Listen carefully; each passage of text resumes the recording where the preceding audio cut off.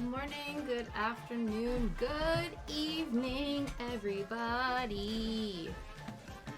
I hope you're doing well. Apparently my internet access is very low, so fingers and toes crossed that there's no problems. But I hope everyone is doing well. It is cold and rainy, and I freaking love it. I'm back to relying on vitamin D supplements instead of the natural occurring sun, but I do not care. I'm happy. Hi, Galloway. Good morning. How are you? I hope things are well. It's been a little while, friends, but we're back now. We're back to crafting, and yeah. Back in the cold, dreary British weather. But honestly, this Canadian girlie cannot handle her heat. That is for damn sure. Quite a nice time. Again, so if you guys don't know, I was in Greece over the weekend. We left on Thursday, so I only had one stream last week. Greece itself was lovely, again, aside from the heat. When it's the dead of night and it is 27 degrees out still, that is not okay. But yeah, so no, it was very lovely. The food was great, the music was great, the company was great. It was amazing. Again, aside from the heat. And yeah. Kat, thank you so much for the resub. I appreciate you. I hope you're doing well. I hope things are good. Yeah, like I said, happy to be back though. Especially because if you guys don't know, if anyone's on Instagram, I don't know if you saw my story. I think I might have had like a low level of heat exhaustion. I don't know if it was a combination of being tired, like heat exhaustion, or like maybe I had some bad food. I'm not sure. But whatever the situation was, I ended up projectile vomiting while we were waiting to board our plane. But yeah, so that was fun. Thankfully though, I didn't throw up on the plane, which is what I was concerned about. I just threw up at the gate. And then boarded the plane, and thankfully it was fine. But it was a bit touch and go there for a minute. But yeah, so that sucked. But other than that, it was okay. How did you do your weekend? Oh no! Oh no! I'm sorry it was a bit of a downer though. Hopefully it's on the up and up, but I'm sorry to hear that. Yeah, like I said, yesterday, like, the weekend itself was nice, but I was wanting to live in England just to try it. Again, prepare to supplement your vitamin D intake via pill form, because the sun don't like to come out. Or I see it does. It likes to come out every once in a while, but I do think the majority of the time, it likes to hide. It likes to play hide and seek, but that's okay. But no, I don't know. Again, I only have like a very small perspective. I feel like even though England is a tiny place, obviously in comparison to like North America, like Canada or the States, I feel like the perspective of like my like suburbia just outside of London versus people who live in like the middle of nowhere versus like the people who live actually in town centers are like completely different. You know what I mean? But yeah. It would be fun though. I feel like it's always interesting living in different places. The vibe and the feel for it is always interesting. And things that you don't think are going to like not be a problem, but things that you don't think are going to be almost like a culture shock, and then they are, and you're just like, wow, that's interesting. Like, I was so naive when I thought, oh, if I just move from one English-speaking country to another, like, it'll be fine. There'll be no problem, right? It's not like I'm moving to, like, Germany where I have to learn a whole other language. But it's like, no, there is still kind of, like, a whole other language you have to learn, even though it's from one English-speaking country to the other. But yeah, it's definitely interesting living in different places, for sure. Even just, like, within, like, moving... Like, I, again, grew up in my, like, Northern Ontario town and then moved to Toronto for a year and lived by myself and thought I was going to love it and I was going to be, like, this, you know, city girl and thought it was incredible. And then I hated it. So, yeah, it's always interesting to go through and have those experiences. But, yeah. happy to be back. Happy to be reunited with the best boy. He's currently snuggled up in the blankies over there. You can't really see him. You can just see his little chicken leg sticking out of the side. But yeah, he was very excited. Well, I say he was very excited to see us.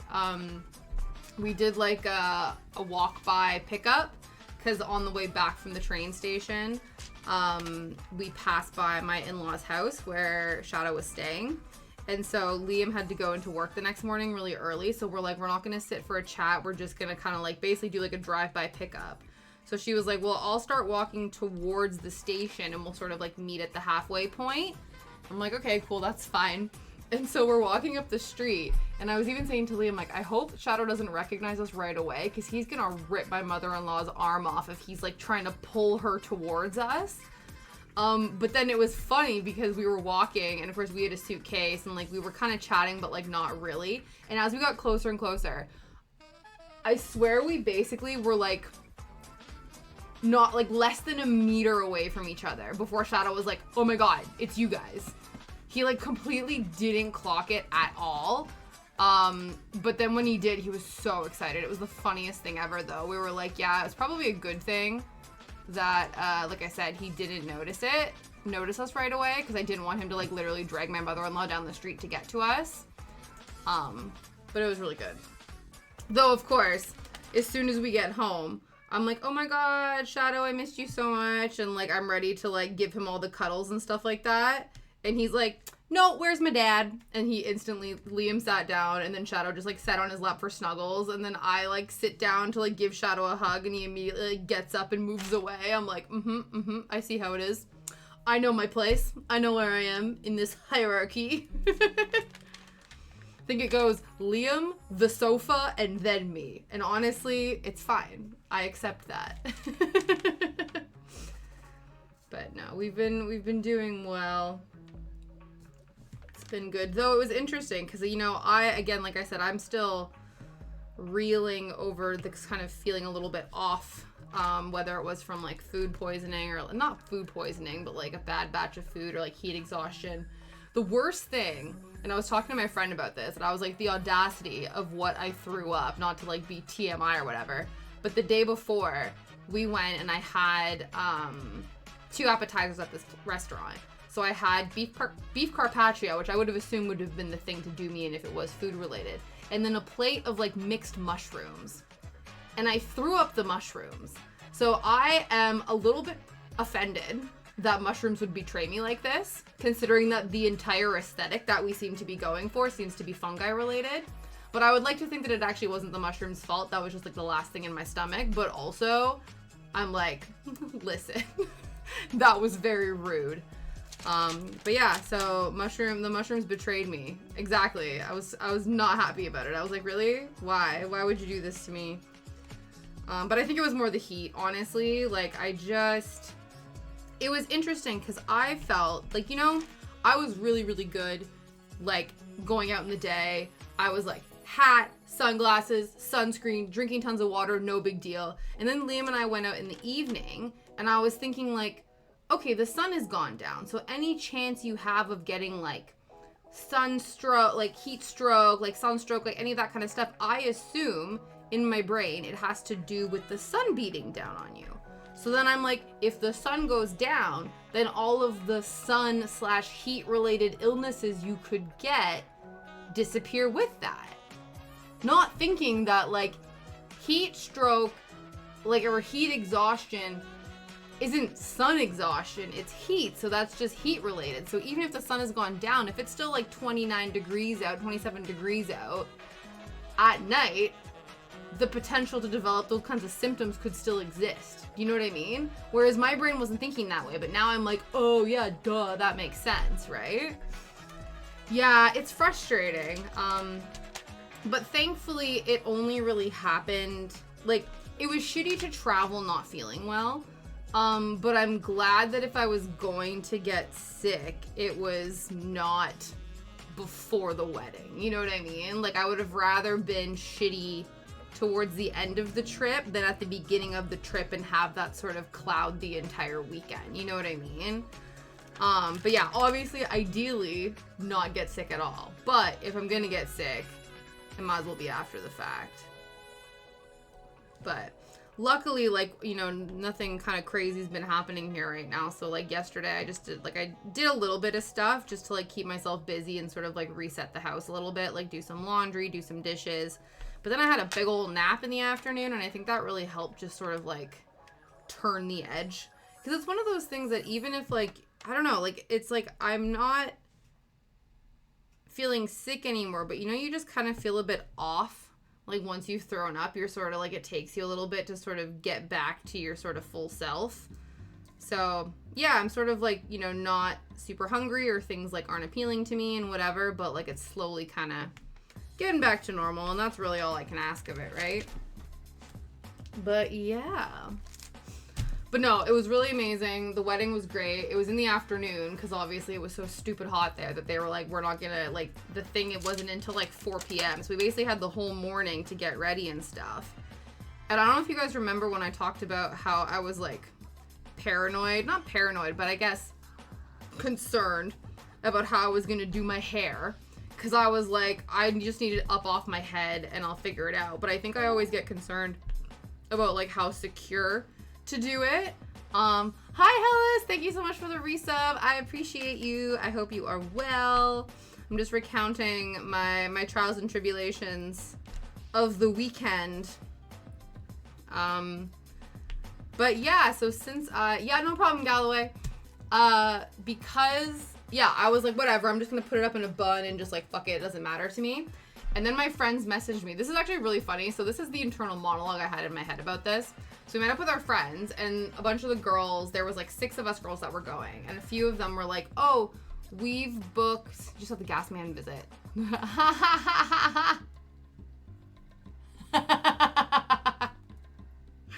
If it was a euphemism, that would have been the cleverest euphemism ever. I love that. I love that so much.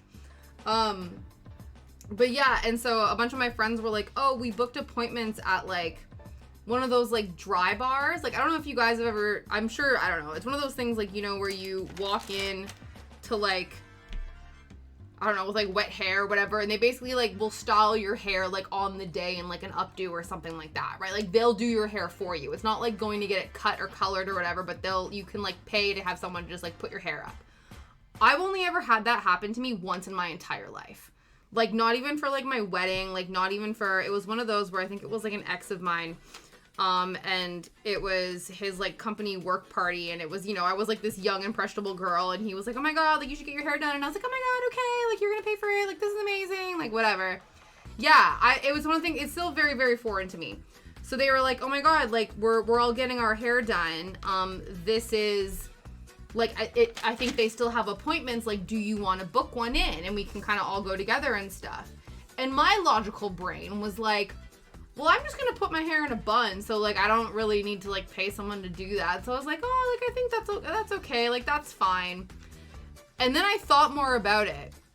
And I was like, wait, Tasha.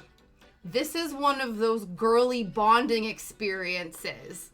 It's not necessarily about paying someone to put your hair up.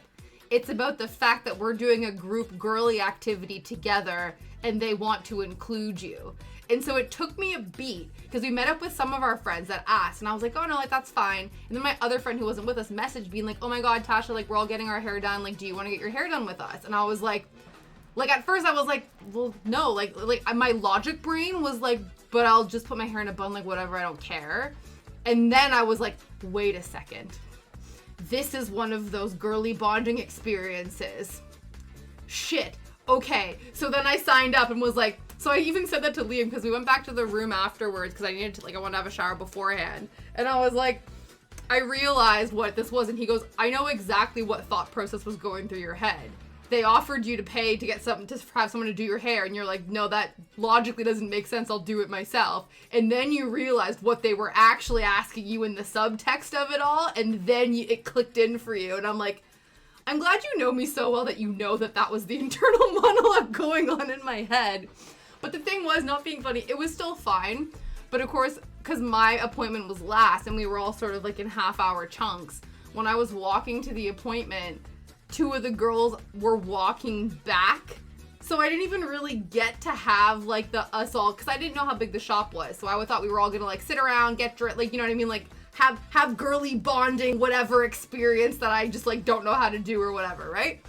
But then 2 of the girls had already had their hair done. So they were, like, going back to their room to, like, find food and all that kind of stuff. And so I was like, okay, that's fine. There's still, like, 2 girlies, like, in the chair and whatever, right? But it was actually quite a small place. So in the end, they had their hair done. I think I had, like, a brief moment where a few of us were, like, in the room together. But I think then, because they were sharing a room with a bunch of our guy friends, and my friend was like, I've still not ironed and steamed my dress, and I bet the 3 dudes that, like, we're all kind of sharing with haven't probably ironed their stuff yet.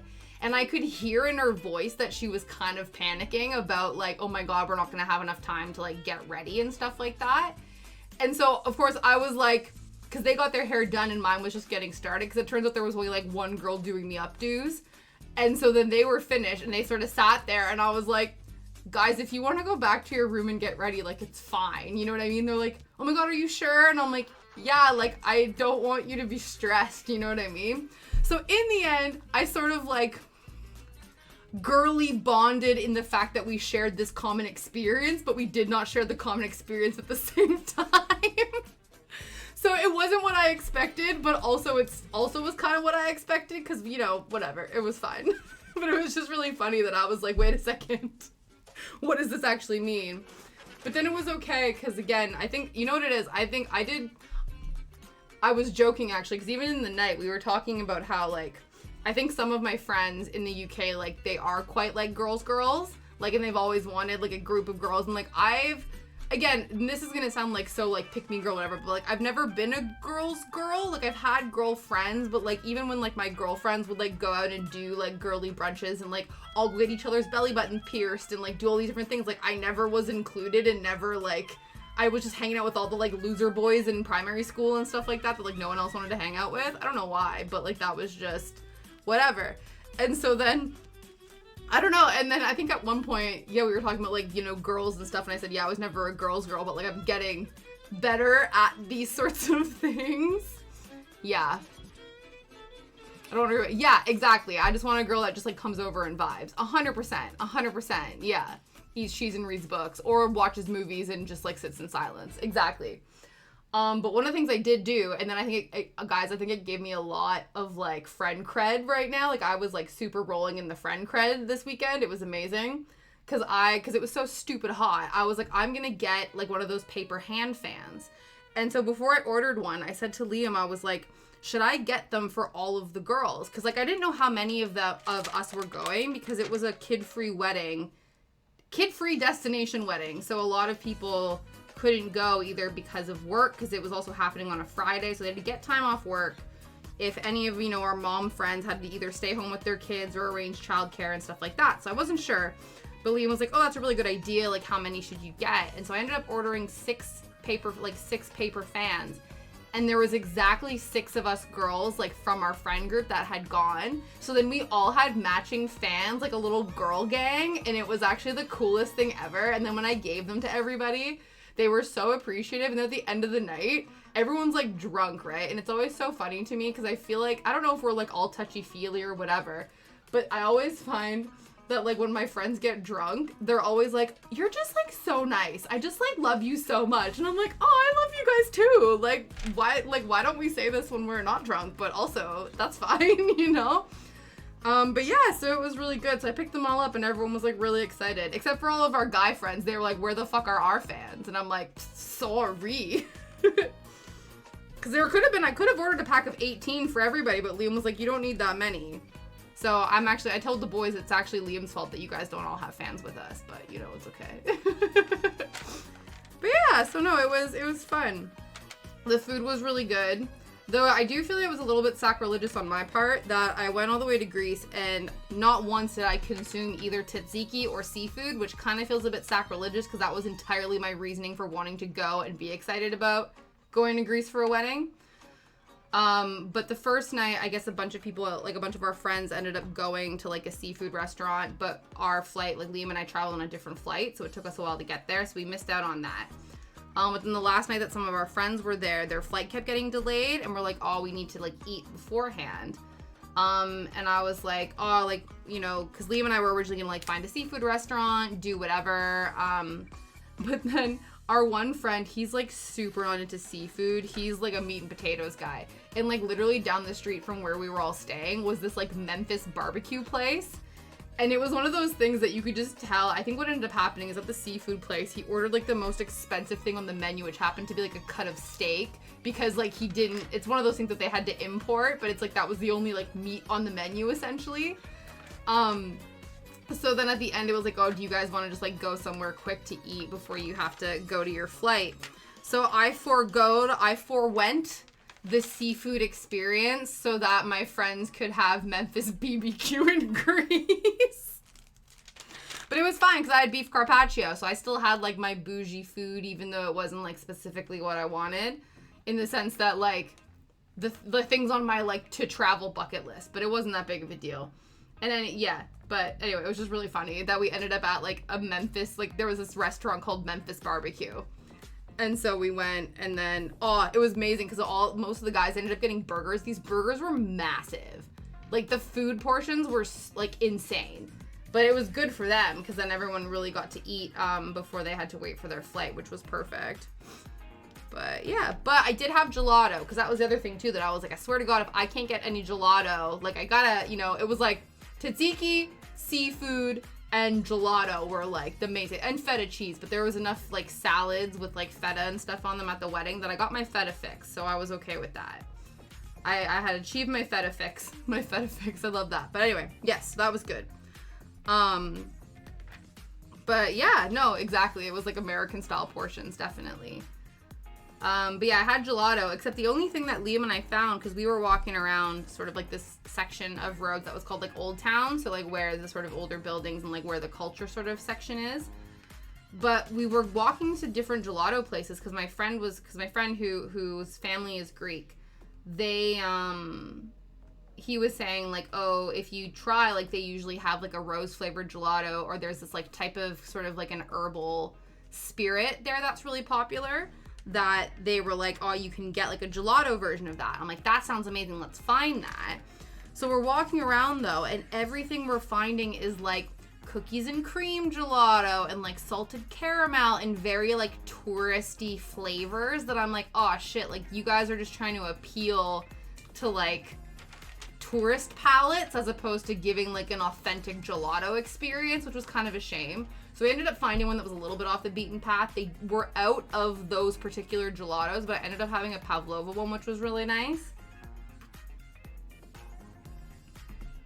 But yeah, it was just a shame that it was like Americanized versions of the authentic Greek experience, which is a little bit of a shame. But it was still really good. It was a nice palate cleanser for how freaking warm it was.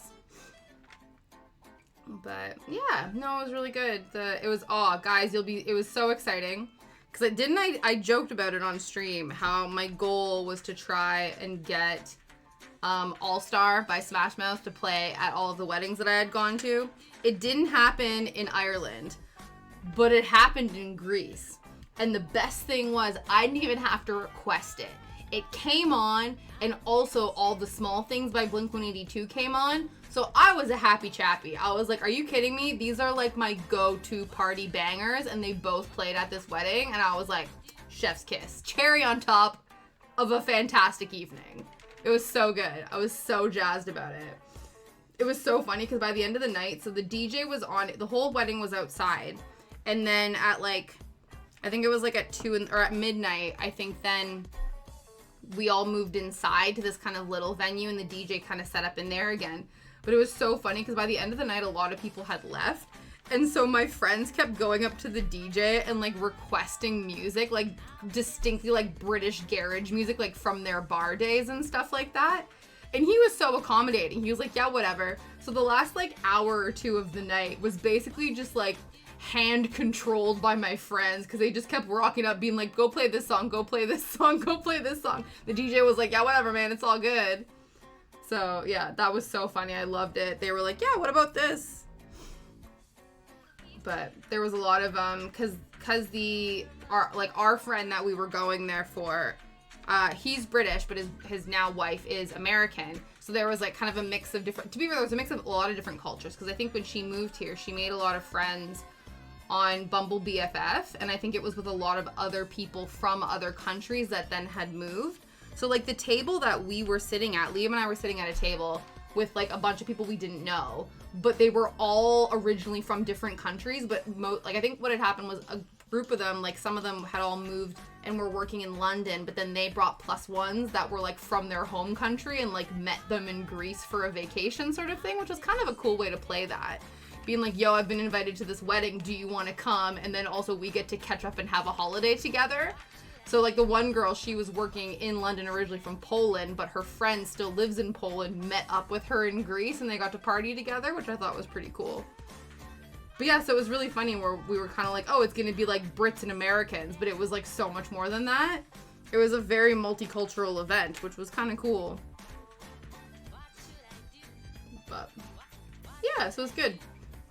But then the second day, I think we were a bit, because they got married in this one location, but I think everyone was kind of staying on the other kind of side of the island or whatever. And so the next day, if people were around, they were doing like we thought it was like an after wedding sort of brunch, like beach bar brunch thing. So we were like, okay, like we're gonna dress up, like not dress up, but like it'll be more casual, but we'll go, whatever. We didn't realize, which was a dumb mistake on my part, because a bunch of my friends were like showed up in bathing suits. Like, did you bring a bathing suit? And I was like, it's a luncheon. Like I assumed that's where I was gonna get my seafood. But it wasn't a luncheon. It was literally like a section of this hotel. Like a lot of the hotels like on resorts or whatever. So they had like beach access. So the couple had booked, like reserved a bunch of like loungers and stuff on this beach access portion of this hotel for all the guests to hang out in. So technically it was kind of like a beach party. So we should have brought our bathing suits. The only thing was that the place was a 20-minute drive from where we were staying. So it's not like I could have been like, oh shit, I forgot my bathing suit. Let's go back and grab it and come back to the event. So in the end, Liam ended up borrowing one of our friends' bathing suits. Like he had like, whatever, swim trunks, and was like, oh man, I'll take those just to cool off. And there I am in my like shorts and a t-shirt, sweating my ass off, being like, oh my god, I wish I brought my bathing suit. So I didn't end up going swimming at all in Greece either, which was a shame. But that's because I didn't understand what this like get together was. We just like genuinely thought it was a luncheon, but it was like, no, we're all just gonna lounge on the beach for a few hours, and we ordered like rounds of pizza and chips for everyone, which is amazing in theory, but of course I didn't understand, so I rocked up being like, damn, I misread the situation. But it was still good. It was nice to like chill with our friends and stuff. But yeah. So all in all, again, aside from waking up the next day and feeling like absolute garbage and throwing up before getting on the plane to come home, I say it was an alright adventure.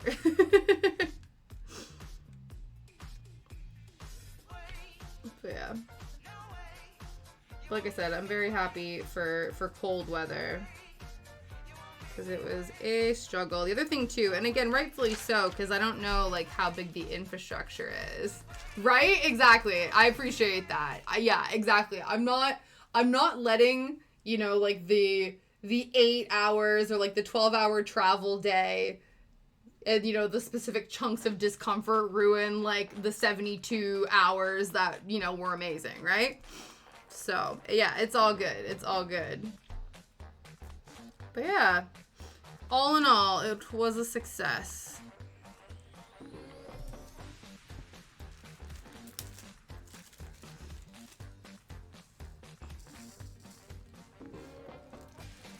But yeah, I think my friends, like the couple, I think they're staying out there until today. I think they're flying home today, so they made like a whole kind of week out of it. But yeah. Well. Look who's back. Back again. Tasha's back. Honestly, it feels like forever. I know it was only like a week, but it felt like so long. I'm very excited to be back. Though, I don't know, you did see on the stream schedule, we are only streaming, at least it's twice this week. It's not just one time. Because Friday, our friend Aurora, friend of the chat, she actually, originally, her and her partner were gonna go see Ghibli composer, Joe Hayashi, in theaters at Wembley. But they can't go anymore, so they gifted us their tickets. So I'm gonna go get to see composer of Ghibli musical masterpieces himself in concert on Friday. So that's why there's no stream on Friday. But that's why we're also cross-stitching on Thursday in anticipation of going to see some Ghibli music in concert, which I'm so excited for. Right? It's gonna be so good. I love it. First I made you guys cry, and now I made you guys rage and jealousy. But yeah, I'm very excited. I hope it's gonna be very good. I've not seen the musical, but Liam and I are going to see My Neighbor Totoro at the Barbican on my birthday next year. But yeah, I have seen that it's being advertised in London right now, though. I did not pre-book tickets. We'll see if it's sold out, because originally we went to go get Totoro tickets for last year, and it was completely sold out, and it wasn't until they decided to do a second run that we were able to get tickets for the next one. But yeah, it'll definitely be on my bucket list for sure. Yeah, hopefully. I think it'll be a good time. It'll be a nice time, and then I think we're gonna go try to go see them this weekend, and like, because I think the ticket also is like a deluxe ticket that comes with like a bit of swag, so I'm hoping to like pick up some swag for them as well. Because obviously Aurora also loves Ghibli, so we're gonna hopefully bring them some Ghibli swag from the thing. Oh, it's 2024. Yeah. Ooh, that might be okay then. I might pre-book. Swag for me. Yeah. More chaos drills. Exactly. Yes, we are back in chaos drill land. You can see my basically confetti diamonds. But I think it's, it's going much more, it's a calm chaos. It's a calm, controlled chaos. Swag for me. Okay, we'll see. Swag for everyone. You get some swag. You get some swag. Everybody get some swag. We'll see. But yeah, so that is what is up. But yeah, no, I think I'm looking forward to this, looking forward to working on stuff. It's been a good week. It's been a good week. The week's just started, and I also say that because I slept most of yesterday. But the things happening. There's lots of good things happening on the horizon. So exactly. I'm in my chaos zone. I'm in my chaos lane. I am both Madonna and Britney Spears in the zone. Yeah, when it comes to diamond painting.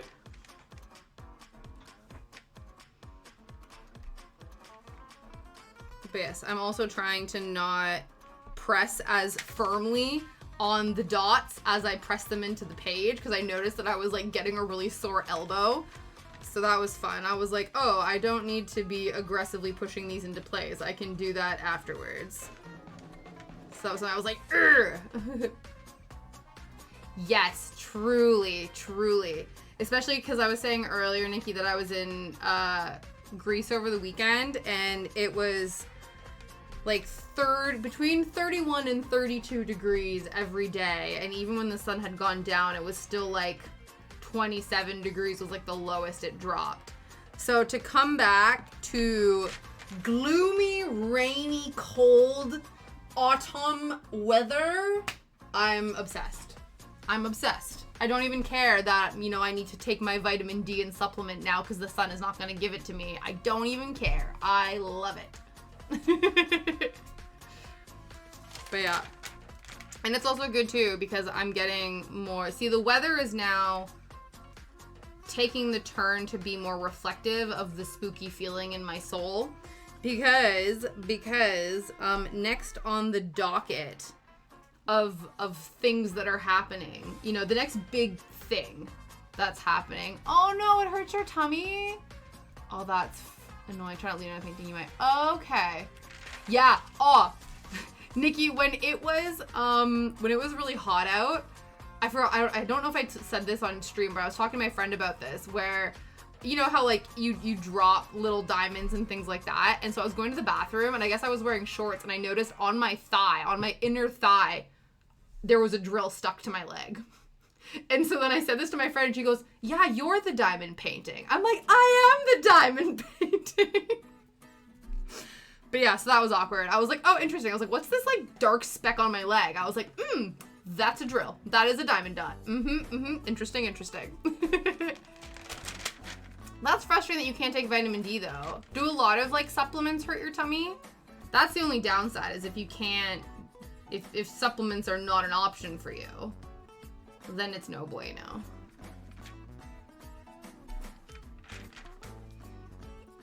But yes, so next on the docket for actual events. Really? That's weird that it was just the vitamin D. I don't know enough about supplements and things like that to know like what that entails, but that sucks. I guess the other option is you got to get one of those like those sad lamps. I have one of those too, actually. I have a visor version. Liam calls it my tactical visor. I look like a video game character sometimes when I have it on. And I guess it's supposed to mimic natural sunlight. I don't know if it like mimics the vitamin D response, but it's meant to be helpful for like happy endorphins. But I don't 100% know the science behind that. But yeah. But yes, next event is the Halloween party. My Halloween party that I am hosting, that I decided to invite both the large family of Liam's and our friend group, and I think there's gonna be like 40 people in the house. So the weather can be gloomy, but it cannot rain because we need to bleed out into the garden. It has to go into the garden or else it's gonna be chaos. We still get sun here in a bit of winter. I think even too, like, I don't know if you guys ever experience snow, but sometimes I think when it does snow, it's almost better because at least the sun can reflect off of the white snow and give you kind of more vitamin D that way, I think. Again, don't know how science works, but I feel like when there's snow and sun, it's like brighter and better for you than if it's like mud and sun, because then it just like gets absorbed into it. But yeah, so the reason I'm mentioning this, snow in the UK, very vaguely, right? Yeah, it's that little sprinkling that lasts, 24 hours, if that, more like 12 hours, to be honest. But yes, as long as it doesn't rain on the day, it can be dark and gloomy though. It can be overcast. Overcast would be nice. But yeah, no rain. We'll see. We'll see if the weather gods will appease my wishes. But the reason I'm also bringing this up is because, like I have told you guys, it is going to be a potluck. So there are people that are going to be bringing stuff. But I want to obviously contribute some food options. I hope we get some snow. So yeah. Oh, is it one of those things where it doesn't snow very often where you are, and when it does, your entire city shuts down? Because that's what happens here in the UK. There's like a leaf on the track or a bit of snow, and then all of a sudden London's like, oh my god, mayday, mayday. And all the Canadians are like, this is nothing. It's because there's no infrastructure for it. If there was infrastructure for it, it wouldn't matter, but there's no point in investing in an infrastructure that they don't need to be investing money into. Yeah, I can imagine Alabama probably loses all semblance of normalcy in those moments.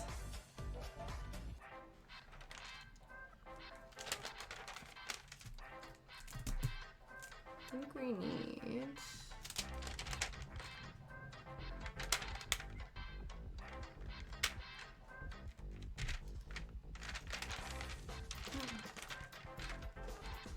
My whole city was shut down for 4 days a few years ago. Really? Oh no, it's not available in my region. How rude. How rude. That's pretty cool though. It's not cool, but it's also like, I guess it is cool because it was ice. But see, I'm feeling better, guys, because I'm making really cringy jokes. So I think I can say that I'm feeling a little bit better today.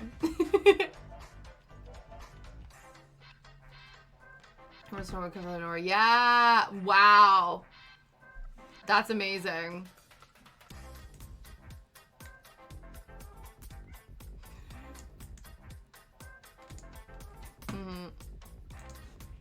Oh well. I trust you though. I'm imagining like the thickest amount of snow. I don't know if I ever remember door covering completely, but I definitely remember like snow coming up to like the knees, like on the door, like up to my knees on the door. Or like one time it was so snowy that actually it must have been covering the door, because I just remember our backyard was fenced in and there was so much snow that we could walk over the fence because there was just so much snow. I don't even know how that would be possible, because thinking about how tall this fence was, there must have been absolutely metric fuck tons of snow in order for that to be a thing. Wasn't even that thick. It was about oh really? Yeah.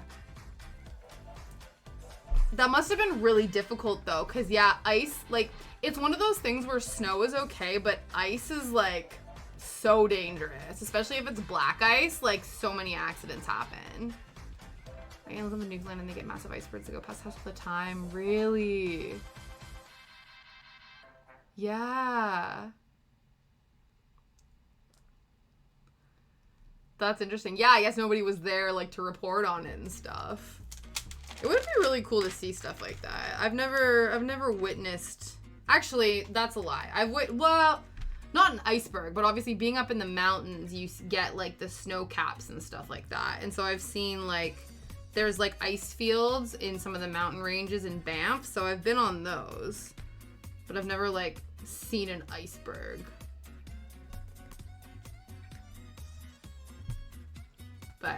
But yeah, so the plan, I'm thinking, I think it'll probably be like the week leading up to the party. Hopefully, I'm gonna make sure, like, if I'm able to do the 3 streams that day, they're all gonna be baking streams, because I think I want to just like batch make a bunch of pizza skulls. So I don't know if I told you guys how last year I had a pizza mold. I actually have to order another one in order to do this, where I took like, I think I just took like store-bought like roll-out puff pastry or whatever, and then cut it and stuck it in these pizza skull, like, or these skull molds, and then put like cheese, tomato sauce, pepperoni and stuff in them and baked them.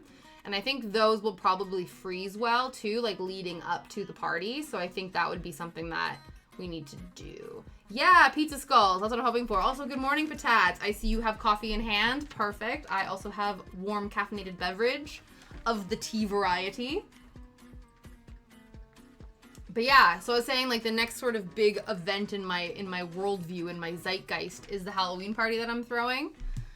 So I think that I will be doing some baking streams. I feel like I keep threatening to do more baking streams, and by threaten I mean keep saying it's gonna happen and then I just never do it.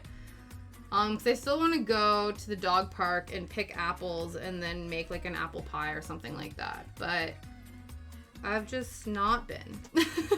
But I think I will actually need to do that. Another cup. No, you were at 4 a.m.? Oh my god, that sucks. Yes, do go make more. Do go make more. Let me see this. Redirect notice. Yes. Wow. That's wild. Yeah, the mayor remains unimpressed. Obviously, I'm sure this is one of those that like the tourists are like, that's incredible. And they're like, it is, it's like not even in the top 5 of like the biggest icebergs the mayor has ever seen. Yeah. Aw, freaking Shadow, Mr. Man over there, who's totally buried under the blankie right now. Yeah. Again, yesterday, he kind of had a bit of a poorly stomach too. He didn't like throw up or anything, but it was super gurgly and he didn't really want to eat and stuff like that. And then we're getting ready for bed because Liam had to like work in early this morning, so he went to bed early. And then so I started shutting up shop at like 11 p.m. So I locked the door. Like at first I asked Shadow, I'm like, you need to go outside, you need to do this, whatever. He's like, nah, I'm asleep, this is fine. I'm like, okay. I lock up, I go upstairs, I'm going to the bathroom, and then I just hear him whining from downstairs. And I'm like, shit, I don't want him to wake up Liam because Liam needs to sleep. And so then I finish what I'm doing, rush downstairs. Sure enough, now he wants to go to the bathroom. After I had asked him previously if he didn't, he said no. And then as soon as I'm upstairs, he's like, actually changed my mind. He then proceeds to eat all of the food in his bowl that I had left there for breakfast because, again, his stomach was poorly. He wasn't interested. Ate all of that, then ate a top-up that I put in there. And then, of course, he was full of energy and then kind of wanted to have playtime. And I was like, bro, it is 11 p.m. at night. We are going to bed. You can't do that. I think I walked up and down the stairs 3 times because I would go upstairs to continue getting ready for bed and he'd start whining. And then I'd freak out that, like, damn it, he's going to wake up Liam. So I'd go downstairs, be like, what do you want? He just wanted, like, 10 minutes of pets. He was like, I've been asleep all day, Mom. I just want your undivided attention for the next 5 minutes. So I didn't end up going to bed until, like, an hour later than I had planned to. Because Mr. Man suddenly was like, I'm awake now. I want to eat my food, go for a poop, have energy, and receive all the pets. And I'm like, you couldn't have... No, we couldn't have done that. We couldn't have done this earlier? No? Okay, fine. It's an iceberg trail. It's close to the... Wow. Yeah. Oh, that would definitely be. That would be. Yeah. Yeah, no, he was very, very sad, puppo. But yeah, he's feeling better now, so that's good. But yeah, he was being such a silly goose. So yeah, I gave him a bunch of unconditional pets, and then he was like, okay, now I will go. And then he like laid on the sofa, and I was like, okay, I'm going to bed now. I better not hear any more whining. And then I didn't until this morning. So when Liam's home, Shadow comes upstairs, crawls into bed, snuggles with Liam. Liam's at work, I'm home. He just whines at the bottom of the stairs until he can hear that I've gotten up. So I haven't been setting an alarm, and I'm like, oh, Shadow might come up and like snuggle with me, whatever.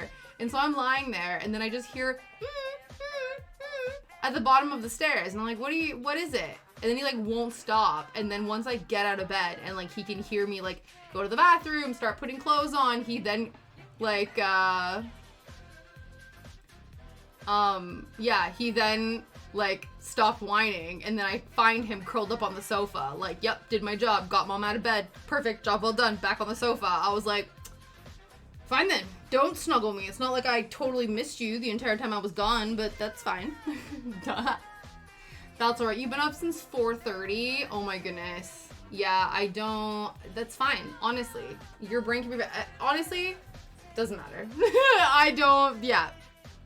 Truly, my brain is fried. Yeah, the fact that my brain is actually like braining today is, I'm already pretty impressed with myself. So do not give yourself a hard time about that at all. At all.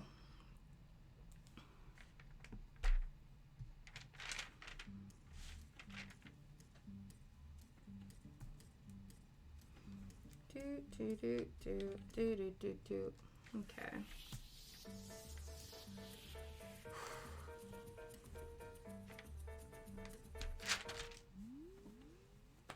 Well, is it raining, or is it just really like foggy out and stuff right now? My belly is still like not 100%. It's one of those where I'm like eating when I can, and then like other moments they're like, please don't, and I'm like, okay, I guess not. So we'll see. So there's like a wave. The other thing too, and this is like TMI or whatever, but the other thing that's been happening a lot, like while I was in Greece and like when I was drinking, at one point I woke up and I thought like, oh man, maybe I'm gonna throw up or whatever. It didn't throw up, but I've just been burping so much and like just have had like the worst, I guess, gas in my stomach for like a good few days now, and it's really annoying, and I'm really annoyed about it. My dog literally jumped on me when I got through the door. Yeah, Cocker Spaniel. Wow. Yeah. Oh, Spaniels are nuts. Any Spaniel that I have met just is nonstop. Like, they are just go, go, go. Like, 0 to 60 in, like, 2 seconds. Anytime I meet a Spaniel out when I'm walking Shadow, they always seem to need, like, the most exercise, the most attention. Like, they're amazing. But I just think that they're so high energy. Yeah. They just seem like such a ball of energy. Wow. Yeah. Yeah, Rottweilers are big doggos, but...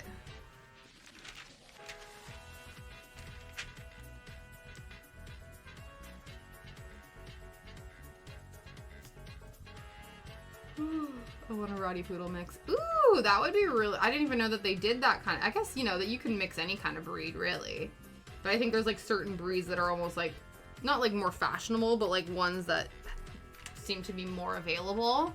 Hi, Probakis. Good afternoon, sir. I hope you're doing well.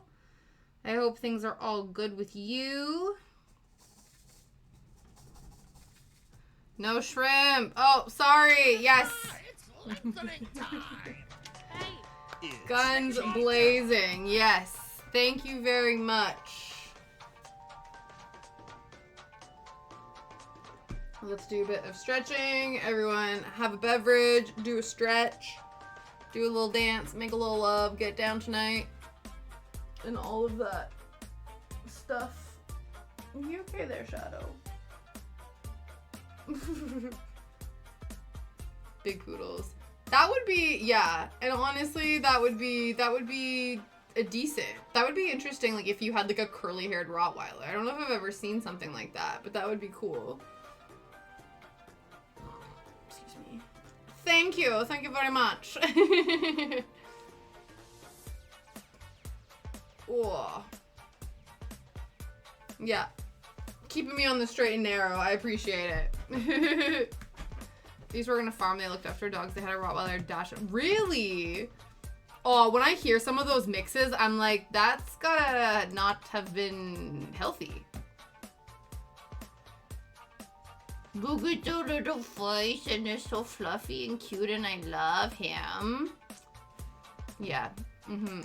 That's very cute. That is very cute. Yeah. I like that.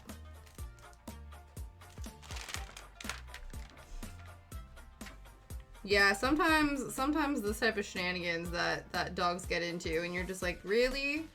But I guess, to be fair, like, I think they must have to, like, do, like, I think they must have to do, like, doggy C-sections or something like that to help, like, little dogs, especially if the little dog is the mom, like, in order to deliver babies and stuff like that, just because, like, it can't happen naturally. Oh, is it getting really... That's so frustrating.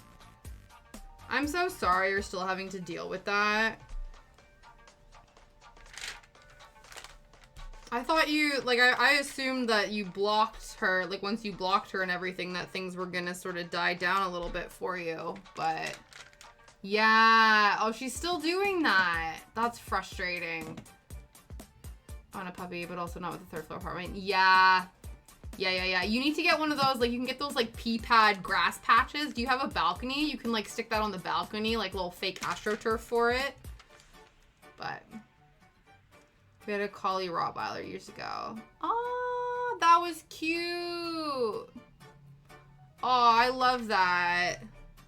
Yeah, Scooby's a great name for a dog.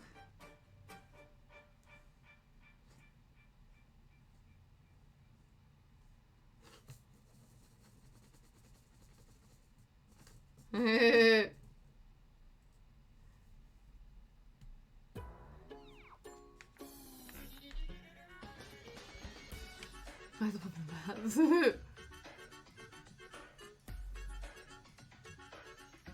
Yeah, that's true. I guess so. Yeah, you could. Not if it has the number 2, though. That's the number 2 in the bath. Yeah. Oh, Armand, because I know her dad called you last week. Was it last week? I think it was. Last week or the week before. I know her dad called you.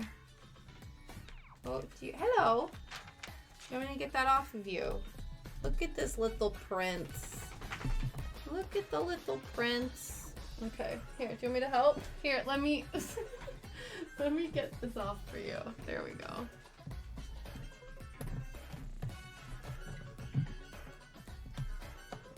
Yeah.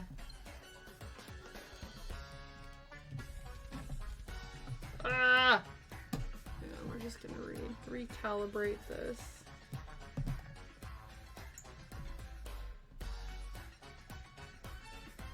Yeah.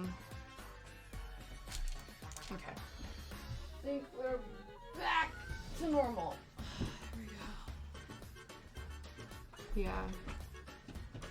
Oh, you had a boat? And you left the boat? That's wild. Yeah. I think you just have to, yeah, you just can't answer, I guess, but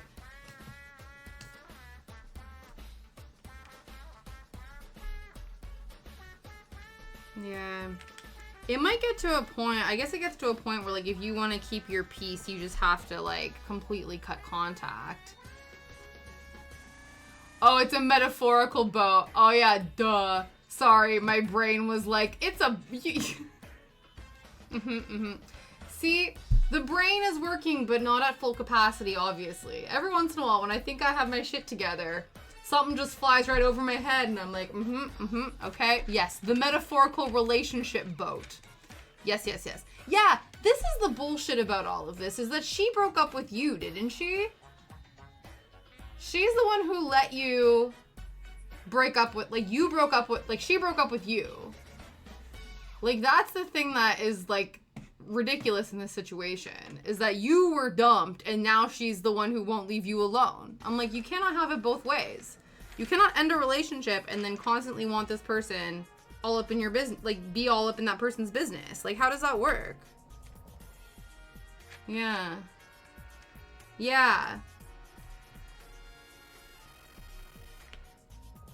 I think sometimes people have, like, a really, like, deep-seated fear of being alone, so they would rather be in the wrong relationship than not be in a relationship at all. You know what I mean?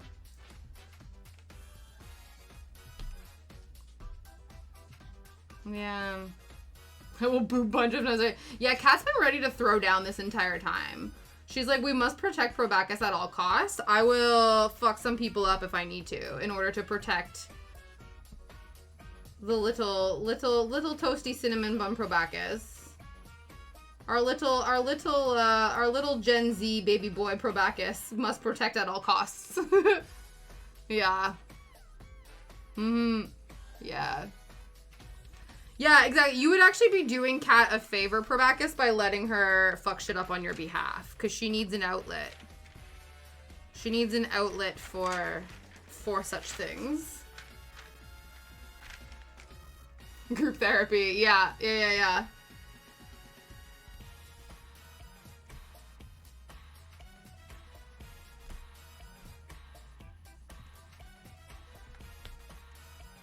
Boob bunching. You're reading Jane Austen? Oh, yeah. What do you think so far? How are you feeling about it? Those are you're doing the classiques. Doing the classiques, I see. I have no, yeah, if you want to keep posting them, feel free. I mean, both my parents are in the hospital. Really? They both are? What's going on with your, again, you don't have to talk about it if you don't want to, but, like, yeah, what's going on with your dad? I know he sent you that really cryptic message that, like, he was like, you need to take over my finances. But obviously, like, I know your mom's not been doing well, but that is so stressful. I get why you want to go on a boob punching rampage. I don't blame you. You're like, I have no control over what's going on right now, but I can raise hell and punch boobs. And I want to, I don't want to give you my boobs to punch, because that would hurt, but I would like to provide you with boobs to punch. Because I think that would be helpful for you. You know? Yeah.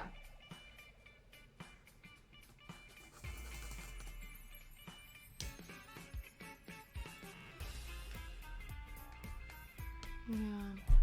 Go too hard on some nights. Jeez. Wow. That's nice that they're in the same hospital. Yeah, so you're able to visit them both as opposed to having to drive, like, across town to be able to make, their meetings with them. An audiogram, right. Yeah, so I guess they have to determine, yeah. I don't blame you. Yeah.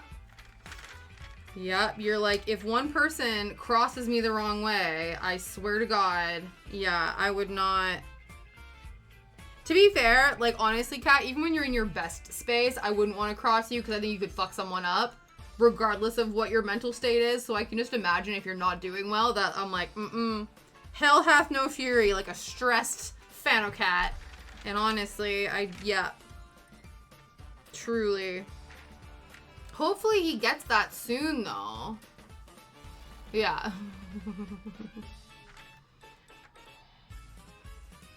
But yeah, hopefully he gets those results soon so they can sort of determine what the course of action is. Jeez. We need some arrows.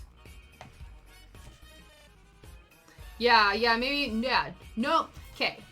We would like to rage, but no rage resulting in incarceration, please. Everyone be on your best rage behavior. Proper rage etiquette, okay?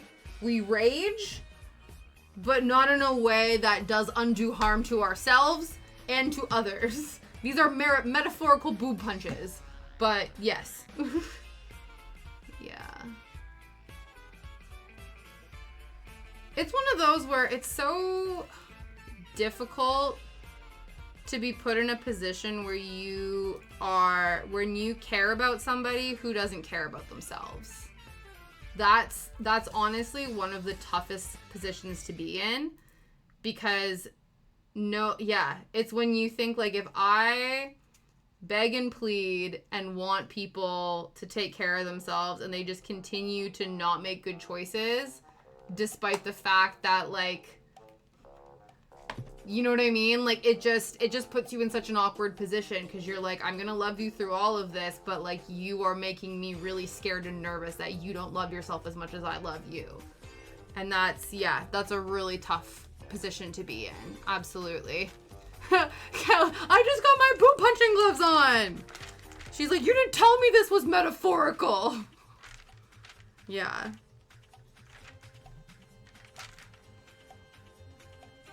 Hopefully, again, you can only hope and cross all the fingers and toes that, like, yeah, it's like, have light threatening incident and choose to continue behavior.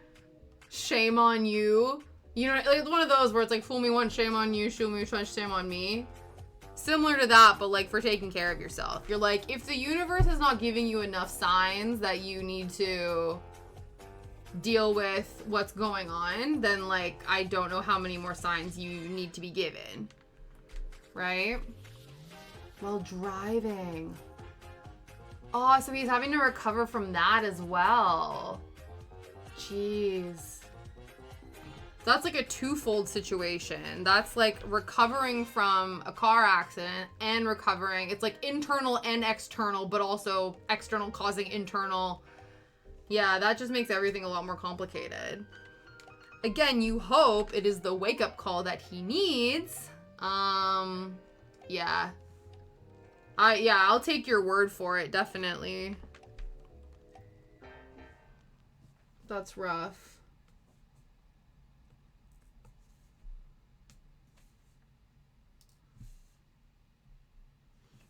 Yeah, you're like, listen, everyone needs to just physically and emotionally regulate themselves now, please.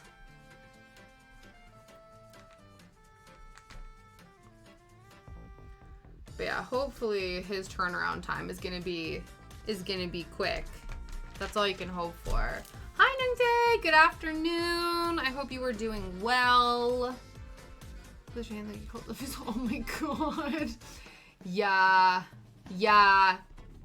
Honestly, good for you for setting that boundary to be like, listen, like, we need to divide and conquer in that respect. That's really good that you're able to, like, outline, like, listen, I need you to step up to make sure that we're able to deal with this together. Yeah, honestly, kudos to you for doing that.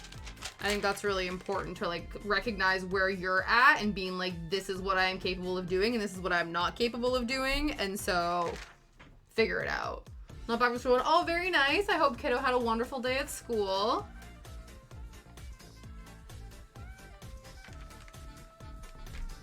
I think my brother and sister-in-law are very happy for the return to a schedule, the schedule of school time. Maybe her mom just cares about my life. Yeah. Absolutely. Yeah. No, it is different. And also it's one of those where it's like, you can care, but I also need you to, care more about this part that you're more intrinsically linked to. Yeah.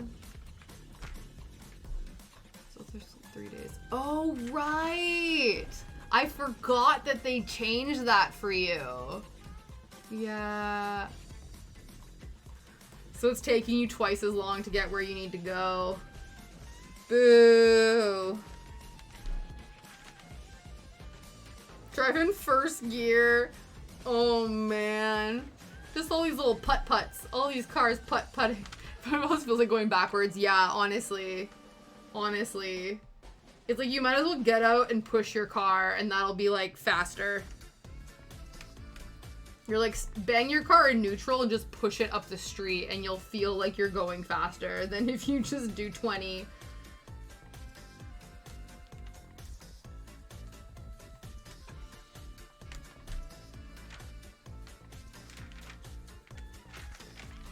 The cyclists are faster. I believe it. I truly believe it. Yeah.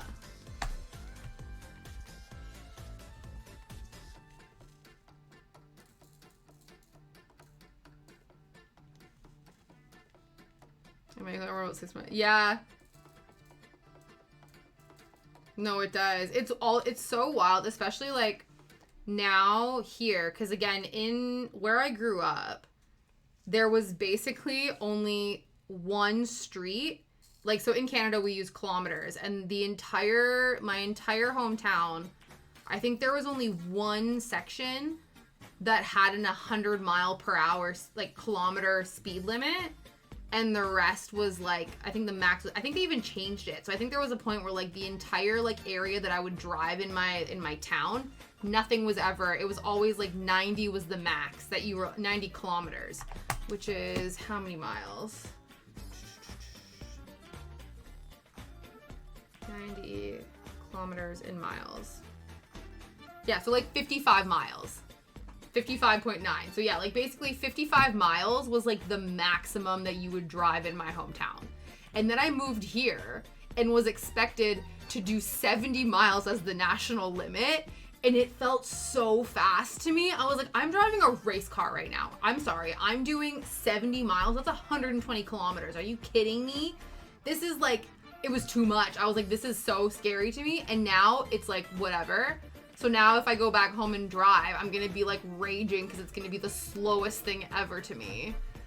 It's like when you drive on like a main road and then you have to exit and then go into like little city lanes and do your 30 kilometers after doing 70 for like 2 hours. You're like, I'm literally going back in time. Like, this is just too slow. I don't understand. Yeah. Yes, absolutely. Oh, I don't run for shit. Trust me. Yes, I am also, no. That's what I always say. I'm like, if a zombie apocalypse happens, like, I'm still not running for shit. Like, I don't know what to tell you. I have to get better aim. My hand-eye coordination is shit, but I'm gonna have to learn because I'm not gonna do the running, so I have to do the killing. You know what I mean? Like, I need to get better at that because I still will not run for shit. Like, we're late for something, doesn't matter. We're getting the next one. Like, I don't care. Don't make me run.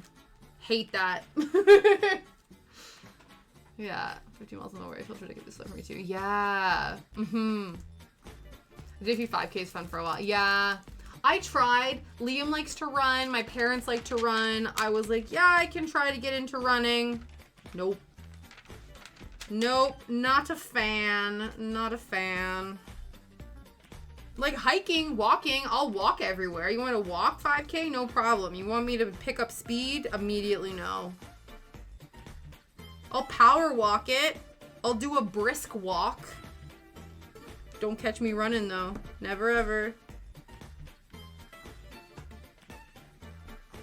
We used to have to do like track and field in primary school, and you always had to do a mandatory running one. I would always sign up for the lowest one. I think it was like the 500 meter, and I was like, fine, whatever. Everyone's like, oh, we're gonna do like the 5K or like the whatever. I'm like, nah, 500 meter dash. Put zero effort into it every time. Did not care. Yeah, right? Same thing. I don't run. Exactly. No, none of that, please. I'll go for 100 miles. Really? Yeah. Wow. No. Yeah, sprinting, that's good. Yeah. I was always second to last to finish the mile run. We all had to do it. No, I wouldn't do a mile run. I think I had to do in high school. I think we had to do some run for gym class. I don't know how long it was, but we did have to run. And I remember, I think we did it twice. I only had to take gym class for 1 year, and you best believe I was only taking it for that 1 year. I only needed one gym class to graduate. Absolutely. People took like gym every single year. I was like, fuck that noise. Grade 9, check it off the list. Never again. No, thank you. Yeah. No, I didn't. Yeah, I think we had to do some sort of run in class. Luckily, I never had to do the beep test. I don't know if you guys ever had to do the beep test. Luckily, I never had to do it. It's like one of those things where there's like a beep and you have to run back and forth every time there's a beep, and then the beep gets faster and faster and you have to keep trying to run back and forth in time with the beep. Thank goodness I never had to do that. Thank goodness. You have sprinter legs. Like muscle tree trunks. I love it. I love it so much. Yeah. Yeah. Mm-hmm.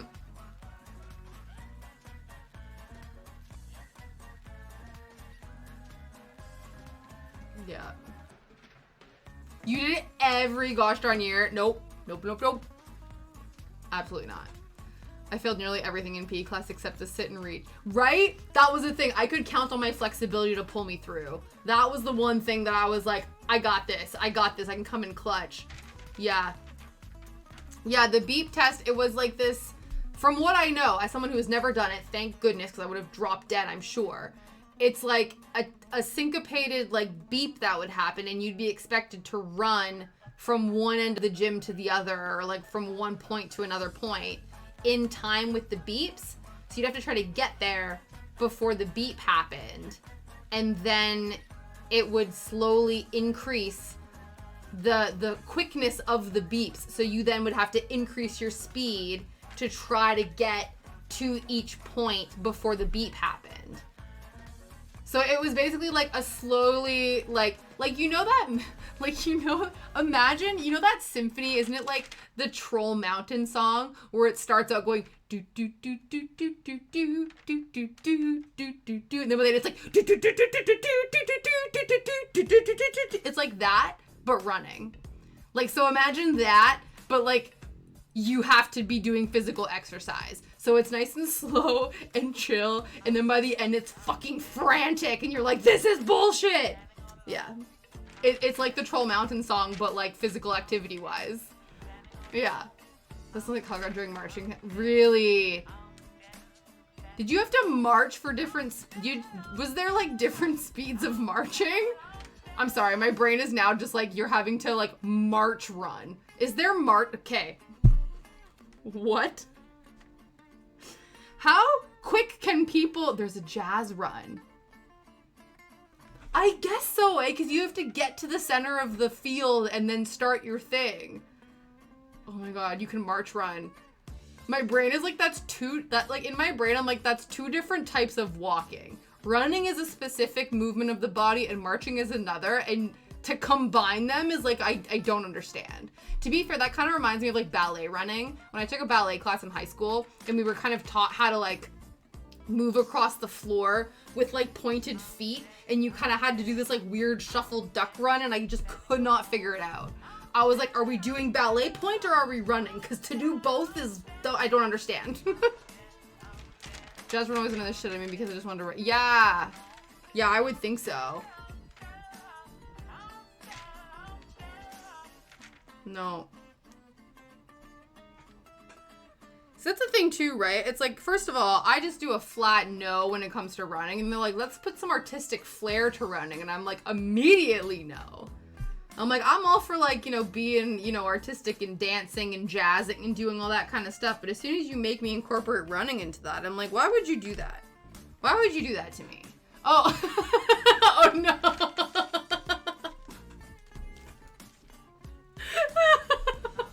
Whoops. Oh my god. Okay, no, now I can picture that. I feel like I've definitely seen that, where they're like run pointing and then they're like moving you're moving your instrument back and forth as well in the same way. That, honestly, that takes some endurance. That takes some endurance. Oh my god.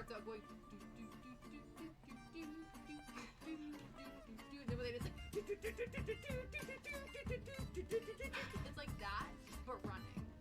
Like, so imagine that, but like, you have to be doing physical exercise.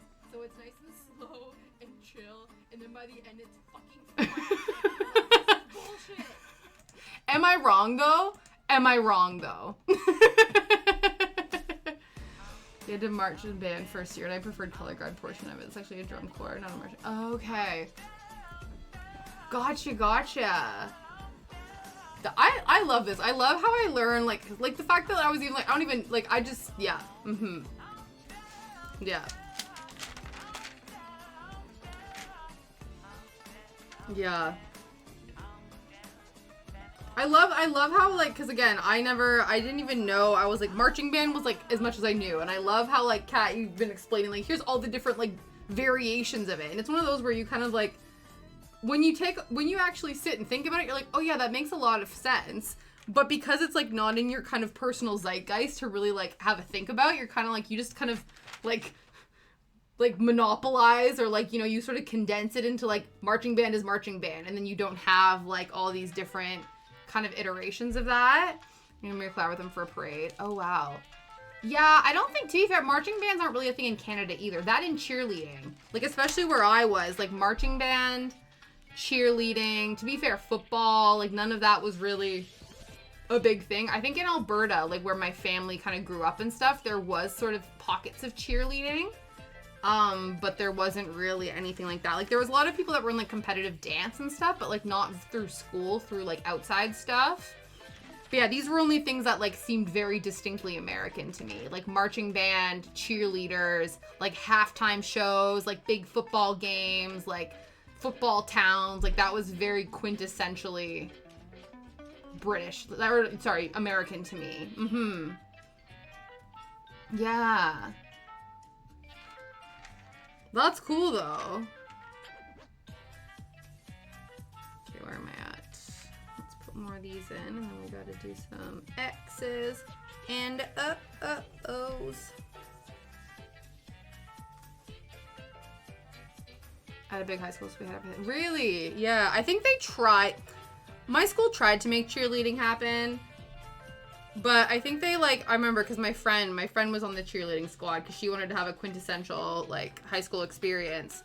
But when the theater kids are, like, making fun of the cheerleaders, you know that you're in, like, a backwards school system. Like, when you go to, like, it's so weird, when you go to performing arts high school, I feel like all of the stereotypes of, like, what high school is supposed to be like are completely flipped on their head. You know what I mean? Where it's like, yeah, our cheerleaders got made fun of by our, like, musical theater kids. And you're like, that's not how it plays out in, like, the 90s high school movies. What do you mean? Yeah.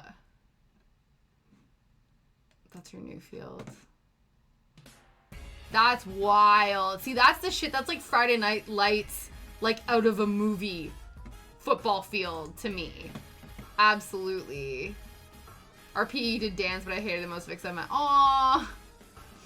Yeah, also hated drama. Yeah, I was never a big fan of drama either. Like, I don't know. It was one of those, yeah. But, yeah, no, I remember doing dance. We never did dance, I think, in high school PE, but in elementary school PE, I remember we did swing dancing in, like, the 7th grade. And then I think in the 6th grade, we did, like, I don't even know if we learned dance moves, but we just were supposed to, like, come up with a dance, and it was to Lou Bega's Mambo No. 5. And we were all in groups, and I basically, not to toot my own horn, I basically choreographed our entire Mambo No. 5 dance. Like, 6th grade me or 5th grade me is like, I'm a choreographer. It was just a lot of, like, step ball changes and, like, side to side gallops and shit. That's all it was. Our school allowed juniors and seniors to be cheerleaders. Not sure why, but the drill team you could be. Okay. I know, right? Honestly, this is why I'm so well adjusted as an adult, because a lot of the things that, you know, I was given a lot of responsibility, a lot of entertaining responsibility as a child, and that's why, you know, I now Twitch stream. The pipeline between, like, overperforming enthusiastic, like, entertainment child to, like, cozy introvert craft Twitch streamer feels like it's a pipeline. That is the pipeline. Could you imagine? Yeah, I didn't put all my high school credentials on my CV, unfortunately. I didn't even put my Canadian. I just put my education, like my university education, but I didn't actually put like any of the jobs I had when I was working in Canada. I just put my UK stuff. But the funniest thing though is my UK resume is basically working for KCC in 3 different roles over the course of like 9 months and working at Pandora twice. Once, not pandemic, second time during the pandemic. So there's really only 2 organizations on my current CV of my UK experience, but within those 2 organizations, a bunch of shit happened. So, but I do think it's funny where it kind of looks like I've only really done like 2 things my entire life, but like since I've been here, but I'm just like, oh, if you didn't like, this is 2 different worlds. Like, working in retail before pandemic and in the middle of pandemic are completely different. Completely different beasts. But yeah, I didn't think... Because the other thing, too, is I still don't know, like... As you get older, obviously you also tailor your experiences to the jobs you're applying for. But yeah. Exactly. I want to see that. But I understand that I am not hiring for anything. But yeah, because I know you're supposed to basically, like, anytime you apply for a job, you're supposed to tailor your CV to the job you're applying for. But yeah, if anything, it felt more appropriate that my relevant experience was more just that I worked in the UK and less so the kind of work I did in the UK. Though I was able, like, when I did my interview for this position that I'm now am awaiting to start, I was able to, like, relate working retail and working for and doing youth work in ways that would be applicable to the job. So I still did tailor that, but I wonder if I might have had more, I don't know, actually. I don't think I would have had more like relevant Canadian experience to it. Other than volunteer work in a charity shop, the job I have now is the only official job I've had. That's awesome though. That's like experiencing handling awkward situations. Yeah. Oh my God. I don't know if I ever told you guys this. I had the cringiest experience going into a sex shop one time. So this was like, I had like this ex, like this was like, you know, it was like this thing where I thought it would be really fun to curate like as a gift. I don't know if it was a Christmas present or a birthday present or whatever for like an ex of mine. And it was like, oh, I'm gonna go and like craft this like sex box or whatever. And so I thought it would be really, I was like in my early 20s. I was like, oh my God, like look at me being like so whatever. Anyway, so I thought I should go buy like a porn DVD to go in this box that I was gonna curate for this person in my life. And so, of course, I've never been in one of these places before. I'm super awkward about it. I just want to go in, get the DVD, because it was just for lulz, right? I was just doing this for lulz. There was no like thing that we're actually going to use any of this. It was like, haha, this is just a funny, like quirky, like look at me, I'm like not like other girls, whatever, fucking joke box. So I go into the store, and then I'm pretty sure like the guy that was working at the front desk who sold me the video, went to my high school, but like he was much, or like I just recognized him. I don't think we had ever formally met, but anyway. So I get this DVD, and then this guy proceeds, like, and I was in school right now. Like, I was at university for, like, social work. So when I got out of there, I was like, do I have practicing social worker tattooed on my forehead? Because this guy, who's maybe in his, like, 30s or whatever, like, again, we weren't super big, then decided that he was going to, like, tell me his life story. So he, like, I don't even know how it happened. But he ended up going up into the fact that, like, he thought he was, like, I think he was like, yeah, I thought I was gay, but then I realized that I wanted to have kids. So then I was like, okay, maybe I'm bi. And then I got into a relationship with a woman, and then we had a kid. But then now she, like, is accusing me of, like, you know, what, like, you know, like, domestic violence and blah, blah, blah. But, like, really, she was the one who was, like, domestically abusing me and blah, blah, and all this kind of stuff. And I'm physically, like, when I tell you, like, let's say the door is here, I have half of my body out of the shop and the other half of the body still in the store because homeboy's still talking.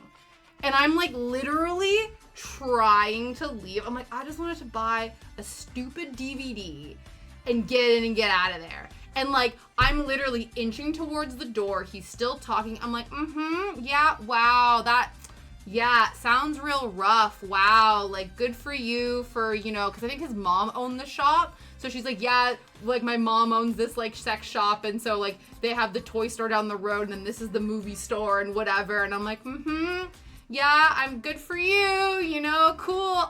Like, hope that works out for you. And I'm half out the door, and he's still not done telling me his life story. And I'm like, do you do this with all the people that are coming in here to buy porn? Like, what is this? And honestly, too, like, not being funny, if you're just, like, going in there to grab something to have a good time, and then this person tells you his, like, sob story, I don't think you're gonna be, like, that is, like, completely oxymoronic. You're running a store for people to have a good time, and then you're shitting all over their good time with your life story. Like, what are you doing? Yeah, it was really awkward. It was a very awkward experience. I had don't think I've ever been in one again. I was like, never going back there. Just for the lulls. And it honestly was, like, the most cringy 15 minutes of my life, because I'm sure that guy talked. It took me 5 minutes to find the DVD, and, like, 10 minutes for this guy to be talking to me about shit. I was like, nope. It was wild. Yeah. Especially when the car from my work. That's the cutest German Shepherds. Oh, that's funny. I like that. See, I would go into a shop like that if there was cute doggos that I got. Honestly, anytime I go into a shop and there's cute doggos, all I want to do is pet the dogs. They just, like, sit behind there, and I'm just like, oh my god, you're being the best shopkeep in the world. 10 out of 10. Employee of the month. All day, every day. Best doggo ever. Maybe just pass them over to my guy. Yeah. I think it would be very interesting. I think it would be very interesting working at a place like that. I think there's a movie starring, like, Emma Roberts. There is. There's a movie starring Emma Roberts where she is, like, fresh out of university and then decides to work at like a sex shop. There's another like, yeah, I think Freddie Highmore's in it. No, that's not the one. She's in another one with Freddie Highmore, but it's not. I remember the movie being good though. It was like a quirky indie movie, but I remember it being quite cute. What was it called? Imagine listening to the stories that people brought in. Yeah. Oh my god. Wow. Yeah. That would be very, that'd be very interesting. I was thinking about the Jill too. Oh no. Really?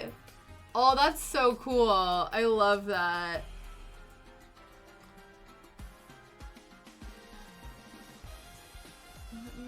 What was the name of this movie called?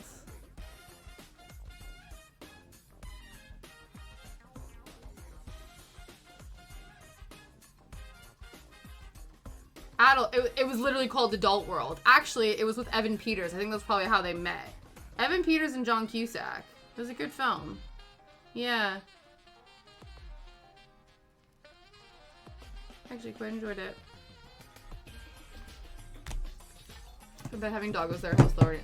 That's true. That's actually a really good show. Yeah, especially because they're German Shepherds. They're not like little floofs. They're like the kind of dogs that, like, for a while used to be, like, trained. Like, I think that was the breed that was, like, exclusively police dogs for the longest time. I think there's a different dog now that they've now decided are, like, even smarter and better, harder, better, faster, stronger than the German Shepherd. But yeah. I would love to have a dog with it. Yeah, absolutely. Yeah, I'm sure that would have been really difficult too. Like, to be like a young woman working in a sex shop, like, you have to probably have, like, some thick skin. I'm sure it was really great when you had, like, kind of people that were a bit, like, uncomfortable and, like, kind of felt awkward being in there, to see somebody who has, like a more kind of calm, feminine presence to probably put them at ease. Because I think when you go in there and you kind of see, like, I don't know, like a stern-looking old man, like a Steve Buscemi type of man, you don't want, like, you feel weird being in there. But yeah, they only had women. That's really good. I think that was probably really helpful for some clientele. But yeah, then kind of opportunistic for shitty clientele.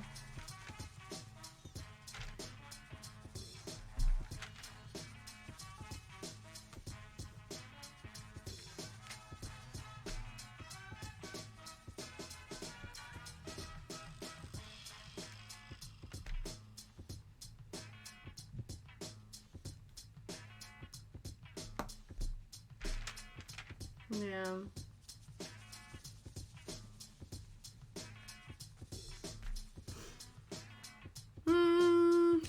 need to switch out something, but which one? Probably switch these guys out.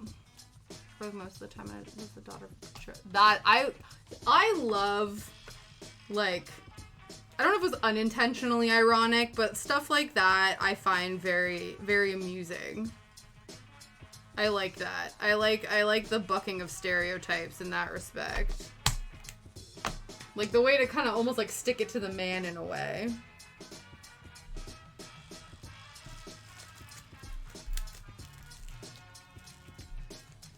It's a subversion of stereotypes.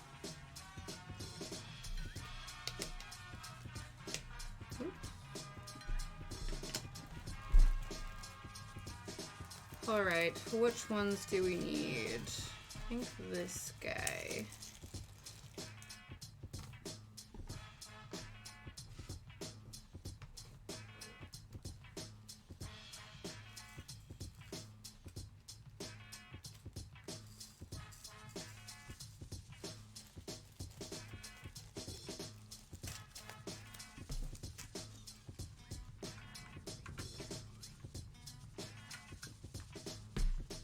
It's the wind.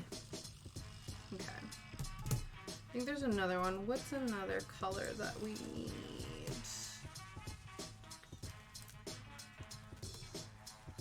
What's this plus? Yeah, okay. Cool.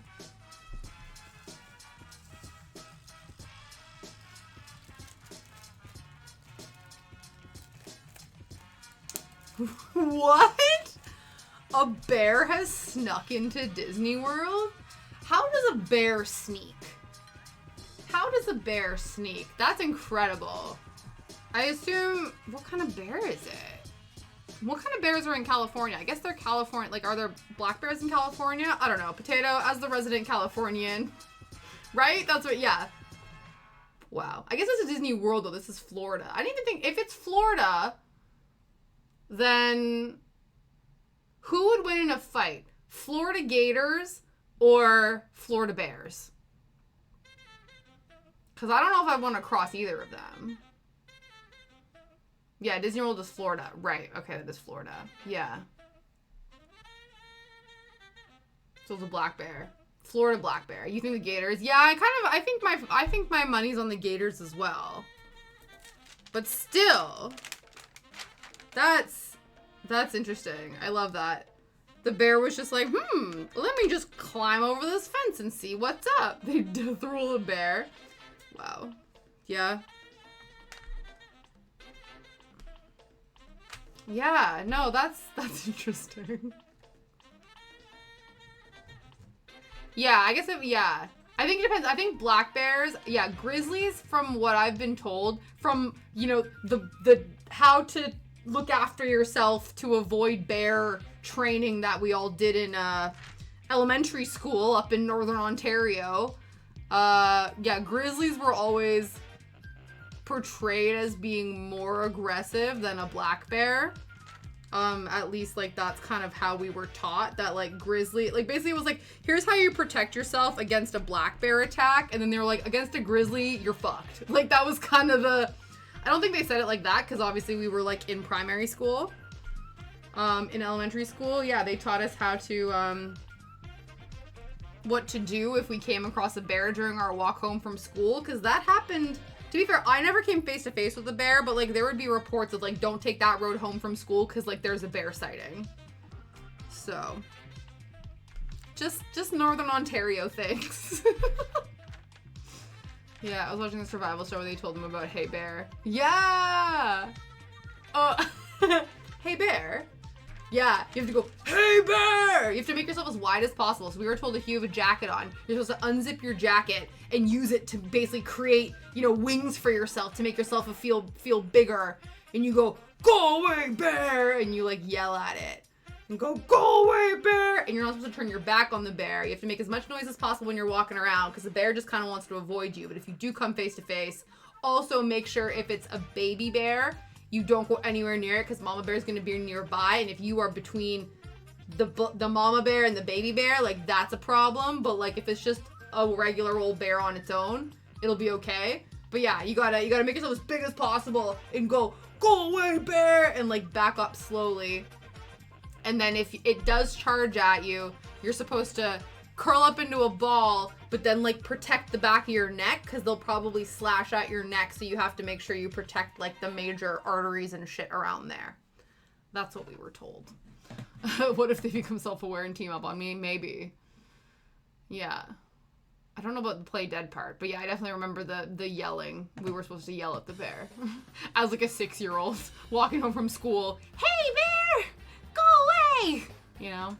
I was watching a lot of black bear safety videos because last year I went backpacking in a place with black bears. Saw one from across the river, which was cool. Yeah. Bear starts crying. Right? Could you imagine? Go away, bear! He's like, fucking fine. I just wanted to come say hi. I guess I'm not invited to the party. Just like sulks off. Yeah, that's how I would feel.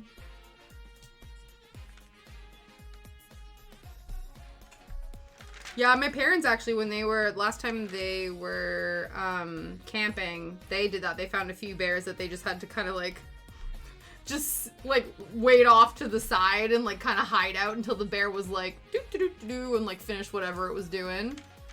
Let's go talk about a bear in Gatlinburg. It tore lit off a hut. Whoa! I think I remember you saying this, that you were like, if we were still in there when it came around, like we would have been fucked. Damn. Yeah, luckily I never like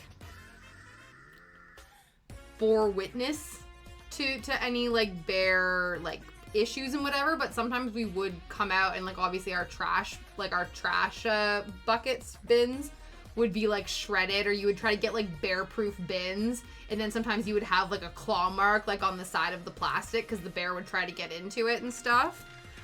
Or you just wake up and there would be trash all over your front yard and you're like, ah, either a bear or a raccoon got in there. Yeah, wild. Yeah, you were like, the hot tub is now, yeah, it's like a beacon.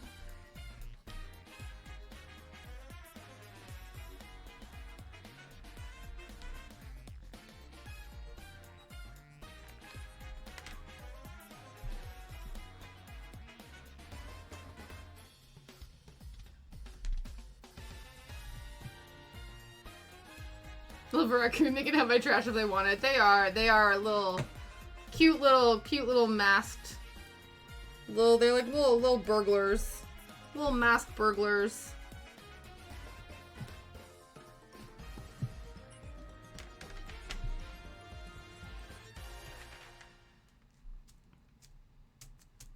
Okay, but we have an H.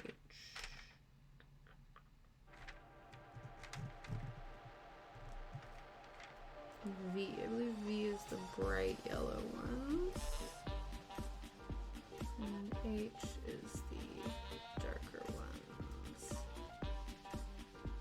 Yeah, cool. Yeah, I don't know if I've ever actually seen a raccoon.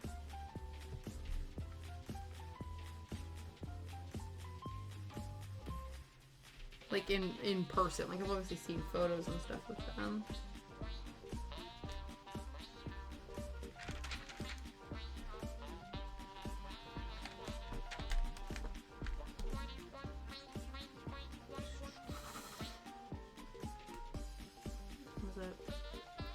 Not bad. Oh, Liam and I watched, I guess it's not really new anymore, but like they finally added the Pixar movie Elementals to Disney Plus, and we watched it last night. It was so good. I loved it so much. Highly recommend, even though fuck Disney, they need to pay their actors and writers. So the strike can be over. But the movie was very good. I do recommend. Oh yeah, I don't know if I've ever seen that. I don't know. Yeah, I gotta watch more raccoon videos. My life basically consists of watching like dog videos 90% of the time.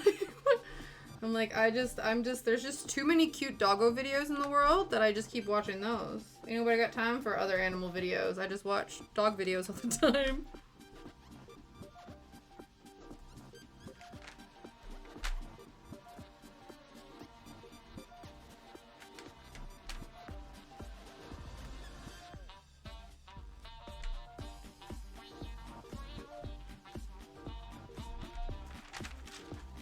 up last night watching Dear Child on Netflix. It's German English dubbed. Oh yeah, I think, is that one based on a true story? I think I did see like an advert, or I saw the name, and it did look spoopy. It did look like a spoopy little thrillery sort of thing.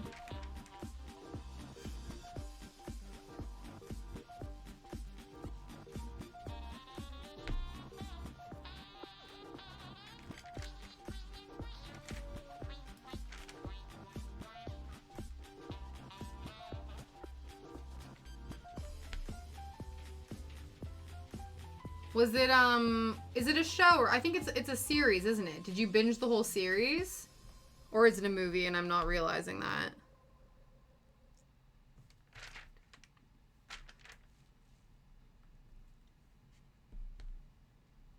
It's a series, yeah.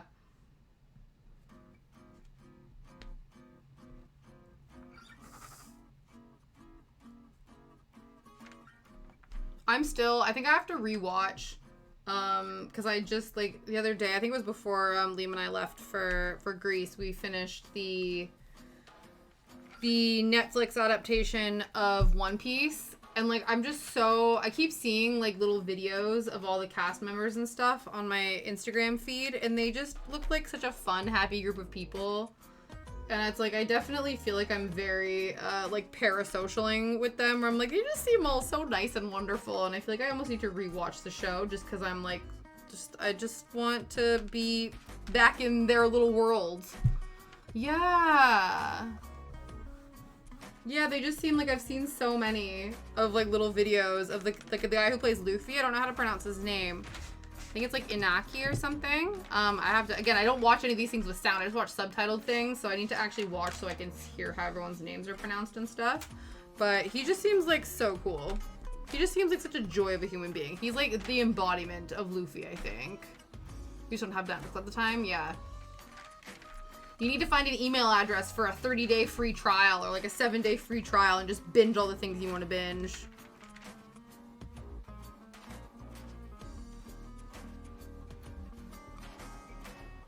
I think I'm gonna have to open some of these. We have a few baggies that I've not even opened up yet. I think it might be time. Probably do that, yeah. I did that actually because I wanted to watch the Selena Gomez documentary that was on Apple TV or whatever. So yeah, I did like a 7-day free trial, watched the thing, and canceled it as soon as I finished watching it, being like, Kate, don't want to watch anything else now, bye! Yeah, I've definitely done that before, but you have to make sure you do it, like, right away, or else, like, I'm sure I would have forgotten if I didn't do it on the same day, and I would have gotten charged for it, so...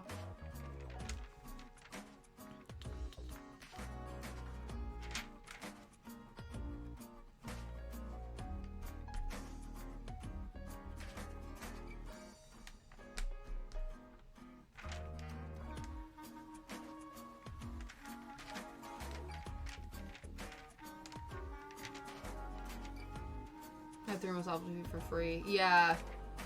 Right? Especially, like, if there's nothing, like, if you're not aware, because even shows, like, sometimes I'll see, obviously, things through, like, my Instagram feed that'll be, like, snippets of shows and stuff like that, and a lot of them, like, are Prime or they're Netflix ones. Like, I don't get a lot of the ones that then will say, like, Apple TV exclusive, so I just, like, forget or don't realize, like, what's on there. I think my parents have Apple TV. I think there's a couple things that they watch on there. But yeah, there's not many that, like, I'm aware of. But yeah.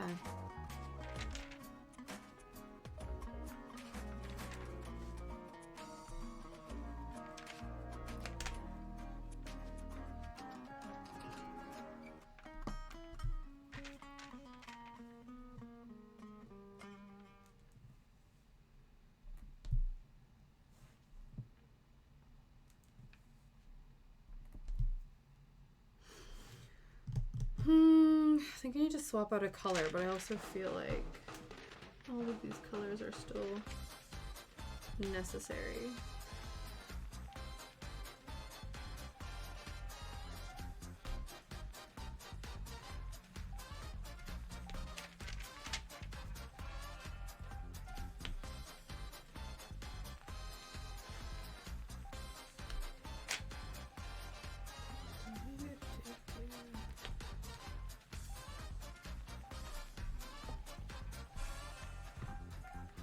Continuing fan. Oh, amazing! Oh, that's amazing. Oh, is he still working on his Minecraft cross stitch? Or is he working on a different one? Either way, that's so cute. Be show and tell at the knit group. I love that so much.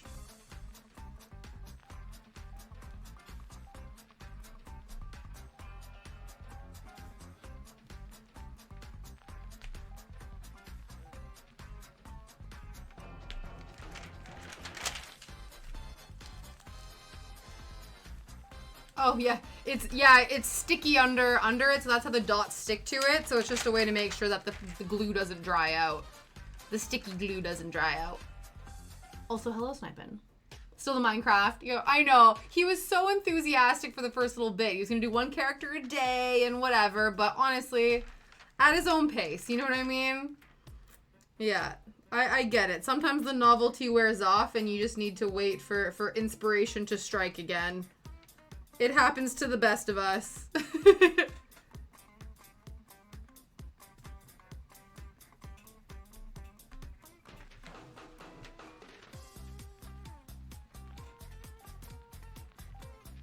Gotcha, so you can set a heavy. Yeah. That's true. I probably could.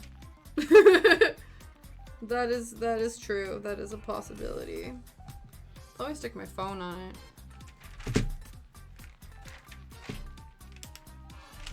Look at that. See, you came into stream using all your brain cells today, Snipin'. I feel like that every time everyone's like, what about this? And I'm like, you know what? That's actually a gosh darn good idea.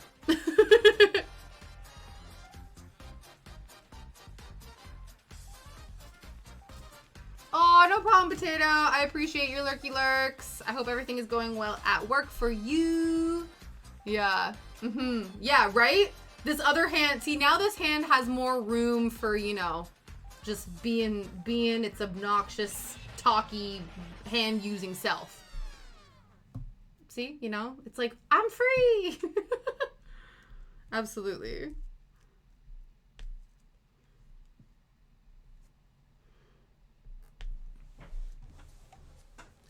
But yes, I hope things are good with you.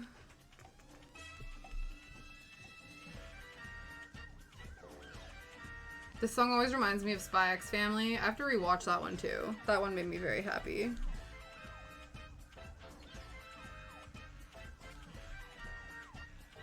I don't know what to do with my left hand. Yeah, right? What do I do with it? Where does it, yeah. It just hangs out. It just vibes. It's just out here vibing.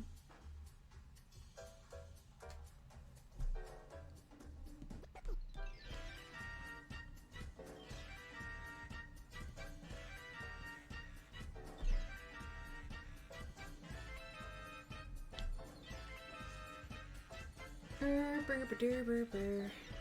feel like we're making good progress. I feel like, you know, we're slowly moving up the line. I do need to, it's one of those where I think I probably do need to switch some of the colors, but at the same time, they're all actively in use right now, so we will just keep her going with the flow. I might like take out a couple just to do some of the sections. Like there's a little section here. I rescue that. So we're gonna go make food before we go. Oh wow! Oh yeah, fair. I respect it. No problem, Nungde. I appreciate the lurky lurks. I hope the fish tank cleaning goes well. Amazing. Okay, we're gonna rescue these little K's here. Because we just need a few of them, and I don't feel like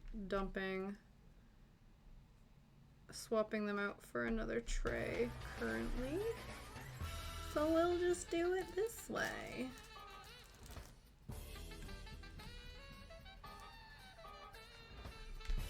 There we go.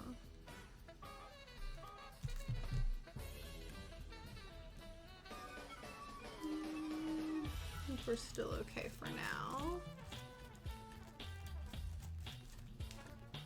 Actually, we can probably do this guy, but we'll add as much of these as we can.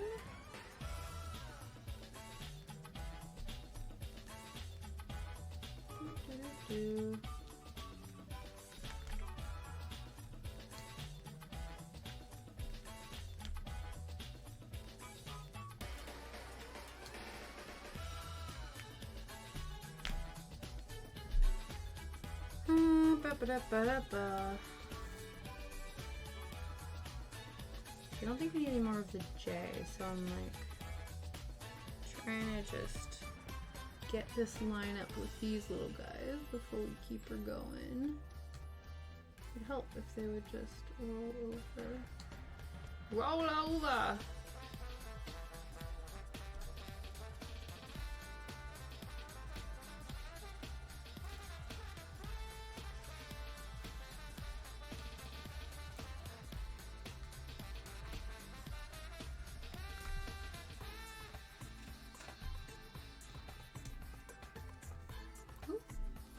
Listen.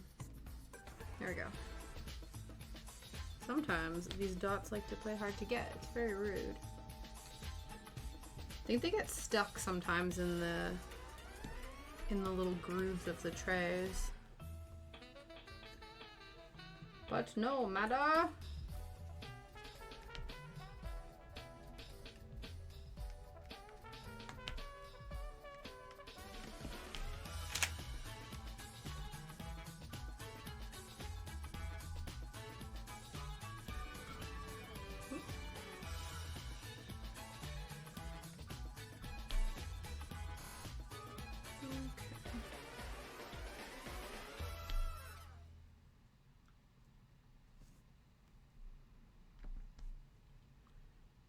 I'm like intensely focused right now.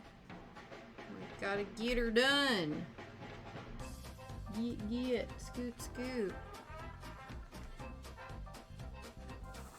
I feel like there's definitely like a distinct like drop. I feel like I get to a point where I'm like I have stories to tell and I'm like, and then my brain just goes, and then we just like put the brakes on any stories for a moment, and then I'm like, but they see this is maybe the chill part, you know? This is the calm part of the chaos. Sometimes the calm part is just the no talking and just the dotting, the painting, if you will. But I'm sure inspiration will strike at any moment, and I will go off on another wonderful tangent for you all to bear witness to. But it doesn't happen continuously. It ebbs and flows, just like life.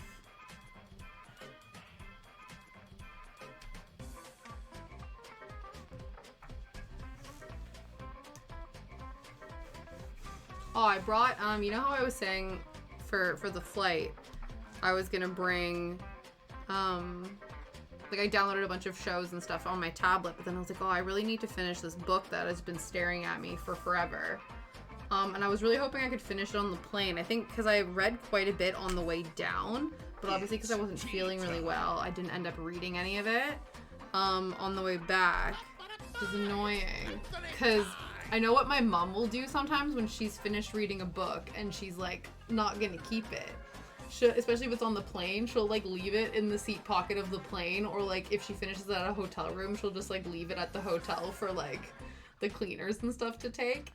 But the other thing too that I was hoping for, but it was gonna be shut anyway, like the train station, like Hut would have closed, but they have like a little leave one, take one library system. So I'm hoping that once I finish the book, I can maybe walk there with Shadow and like pop the book in there.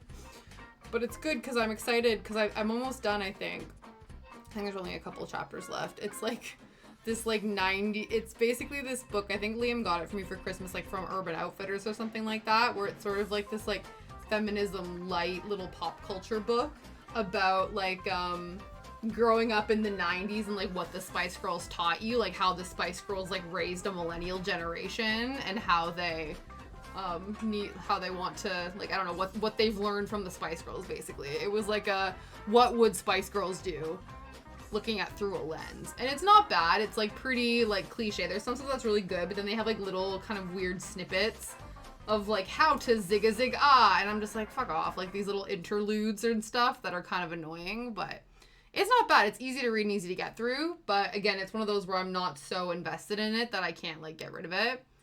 I get like that too with some books. I've held on to some for so long and I've only finally been like, why am I gonna reread this? No. Some of them I'm like, I'm gonna keep you because I think that they're good reference pieces, or like I really want to kind of go back to them at some point, but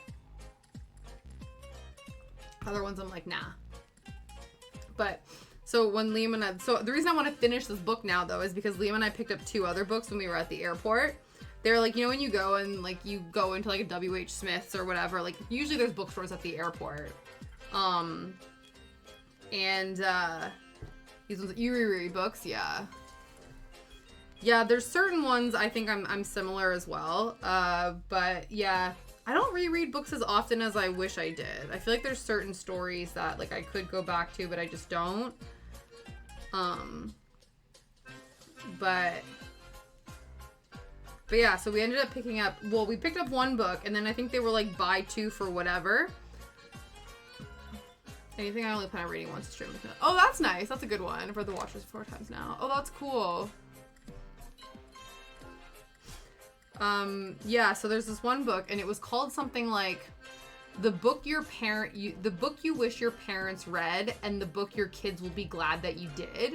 It's sort of like I don't know what, like, I'm just intrigued by it. I think it's sort of like kind of like a parenting book, but also maybe sort of like a self-healing understanding book of like how you were raised, and like it's all about like feelings and whatever. I don't know, it just seems very intriguing, because I think that like even if like Liam and I never decide to have kids, I always think it's interesting to learn more about like childhood development and like the understanding of kids and where they're at, because we do have kids in our lives, and I think if I want to be like a better role model or more understanding care person in that like child zeitgeist, even if I'm not like their immediate caretaker, you know what I mean? I feel like that kind of stuff's important. But yeah, I don't know, I'm intrigued by it. Maybe. I can't remember, I think there was one of them. I'm intrigued by like this one section. I just remember reading the tagline, something along the lines of like why your child is annoying and why you're enforcing that behavior or something like that. So I'm very intrigued to read that chapter, just because I think like I assume it has things to do with like attention and wanting like self-love or like whatever, right? But I just thought that was a really intriguing title of like why your child is being a pain in the ass, but how you're enforcing that pain in the ass behavior even though you don't think you are. And I'm like, I'm intrigued. I want to know more about this. What is that like? What is that about? But yeah, so I'm intrigued by it. And then the other one I got, because it seemed really interesting to me, and it was called like 25 Things That People Lie to You About Capitalism.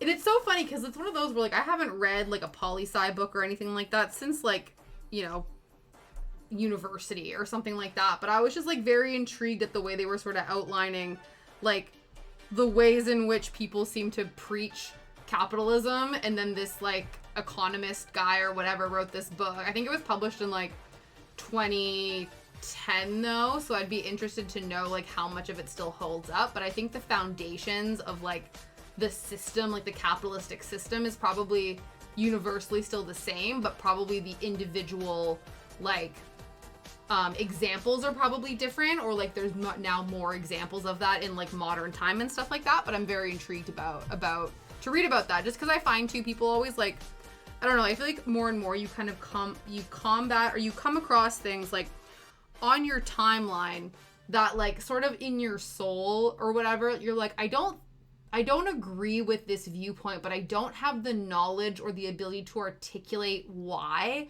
or articulate my opinion on that situation. Because I think I'm getting to that place a little bit where like I'm reading stuff and it's like very, you know, maybe a bit more right wing, maybe a little bit like just certain things that I'm kind of like, I don't agree with this, but I don't have the language to have like an intelligent conversation about this. Because I think a lot of times too, there's a very like us or them sort of thing. Like as soon as somebody's like, I have this belief system, it's like, no, you're wrong, fuck you, and like everything gets shut down from there because no one wants to be belittled, you know what I mean? Like there's this desire to understand. So I feel like I'm missing counterpoints in my life to back up maybe some of my like that core values or something like that. So that's just more what I'm intrigued about, where I'm like, oh, I would like to know a little bit more. Like I would like to sort of back up my sort of emotional value leanings with like facts, you know what I mean? But yeah, my dad's very selfish and care about what he wanted to do, so it's part of the the lead issue. Is it actually the lead poisoning like killed their, like, I'm sure there's probably impacts on because I think that's the nice thing, right? Because obviously there's so many different like neural places in your life, and also depending on when / where trauma is in the brain. Because you also think too, because like your prefrontal cortex that's responsible for decision making and stuff like that isn't fully developed until you're like 25. And so I know that there's a lot of sort of thoughts and feelings about people doing maybe like recreational drugs and things like that. Like, you don't necessarily know how it's altering your brain chemistry before your brain is like considered technically fully developed. Do you know what I mean? But yeah, so I'm sure like different, depending on like what stage of your brain is under development at that time, and then what certain chemicals, you know, whatever's impact those things, like where it impacts it, right? Like it could be that like, you know, you let's say you huff paint, but it doesn't actually like, I don't know, the chemical neuron, whatever thing doesn't even touch like the prefrontal cortex that's still developing. It like hits an amygdala or hits a whatever, you know what I mean? Like I don't know enough about neuroscience to know those things. There's so much during their formative years, we're going to be issue in a few years. That's really interesting. I don't think I know. Yeah, I know obvious. Yeah, I don't think I think about much of that. It was in the paint. Yes, that is true. I think it's probably up there, probably because there's like there was like issues with like asbestos and stuff too, right?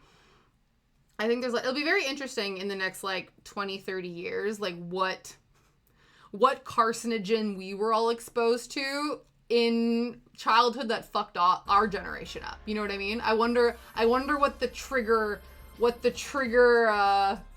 thing is going to be that like altered all of our brain chemistries. You know what I mean?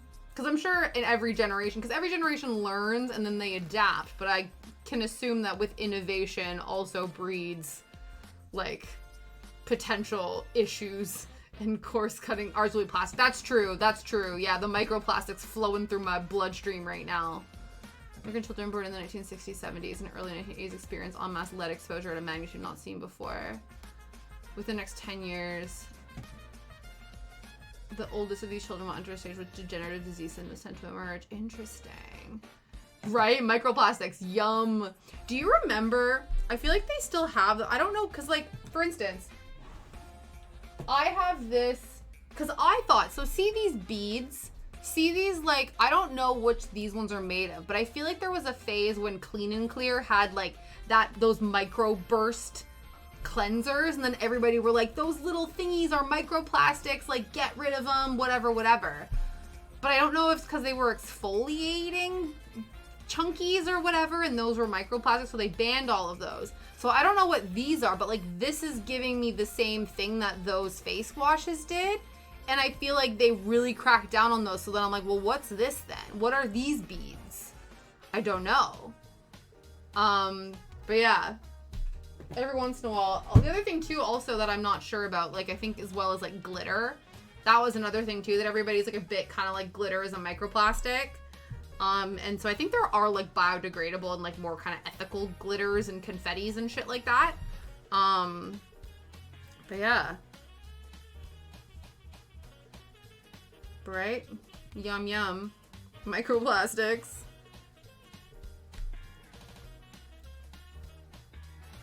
But yeah, I don't know. Again, that's the thing. I don't know what was in them. I guess maybe it was for, because I think those just dissolve right away. So, but I don't know what that is made out of. That the Clean and Clear exfoliating bursting beads were no bueno, but those are fine. I'm not sure.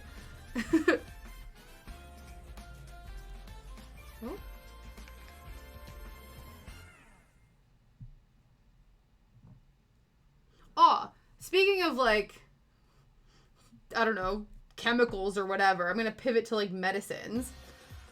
Every once in a while, while I'm in, you know, the UK, there will come a point where I'm like, I am in need of this thing, and then realize that thing doesn't really exist here. Anti-nausea medication isn't really a thing in the UK, I've found out.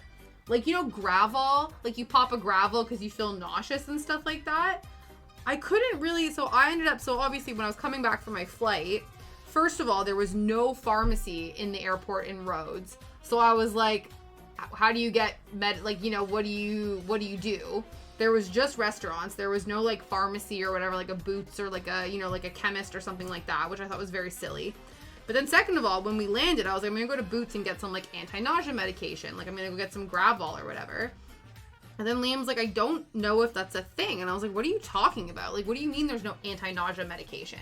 And so at the very bottom of the shelf, in the very bottom corner, there was like ginger anti-nausea natural supplements that were like a precursor. So like the things that, you know, when you like, before you board like a ship, if you're worried about motion sickness, they like, you know, there's like those pressure point bands you can get that will like supposedly help with motion sickness and things like that. Things you're supposed to take like preemptively before you travel in a situation that might induce nausea.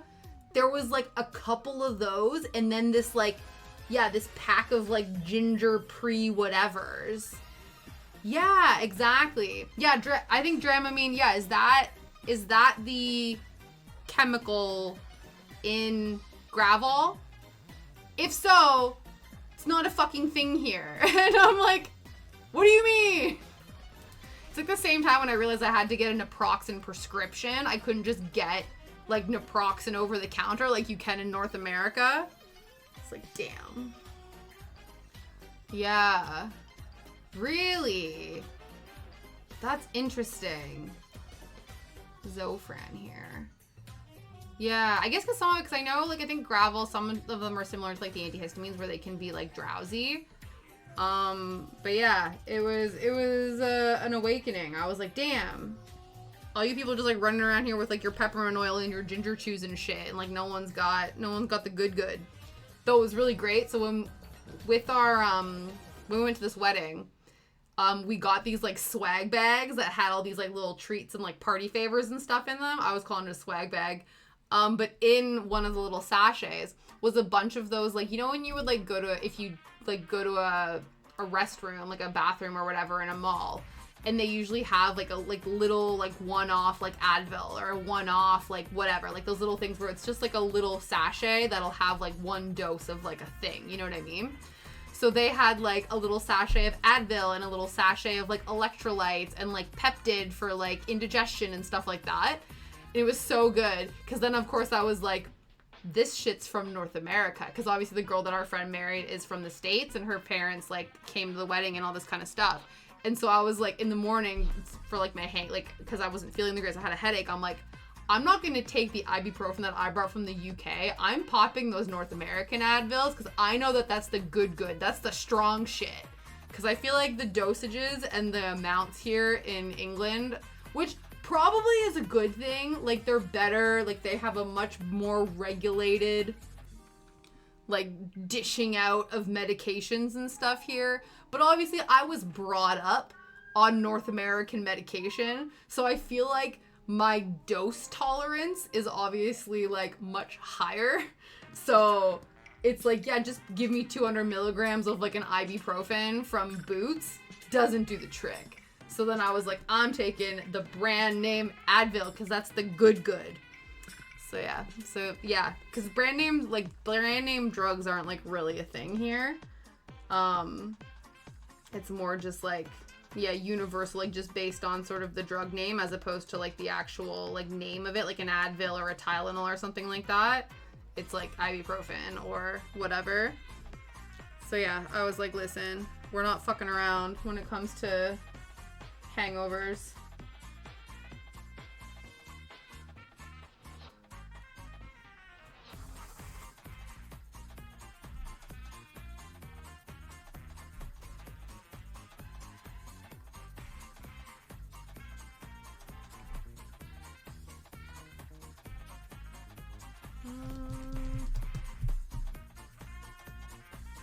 Where are we at with some of these? What's this guy?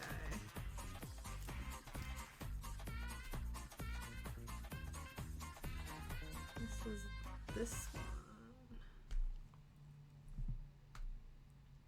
Right? Yeah, cool. There's not many of them down here, but we'll do some of those, and then that will give us a baseline to send. I think we've got to fill in more of these.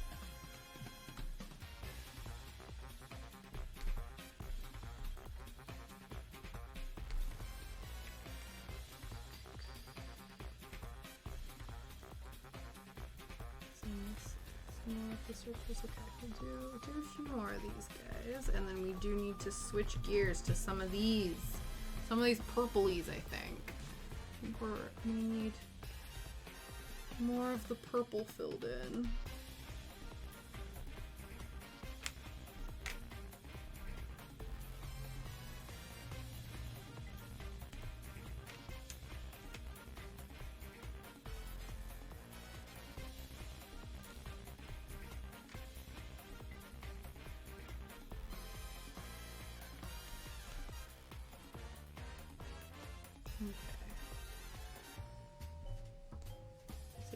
Fill in these guys right here, and then we need to, I think we probably have to change out all of these, really.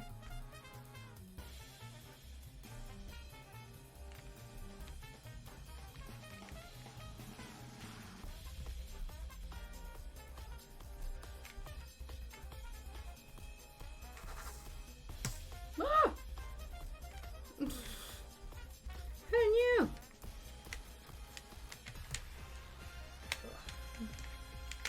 And this guy slithered its way in between here. There we go.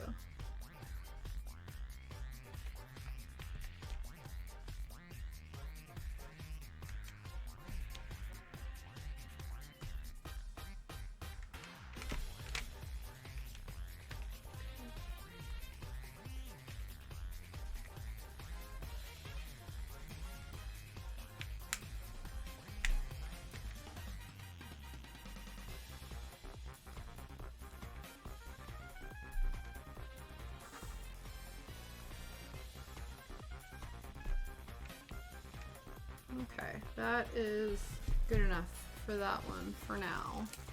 Let's do that, and then which one are we sort of in desperate need of?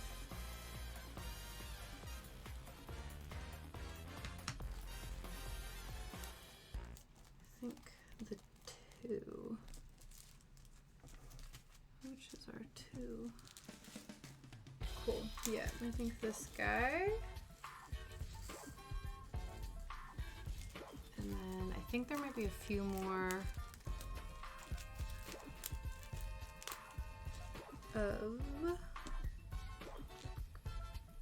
yeah, this kind of green looking one. We add some of those before we swap out again.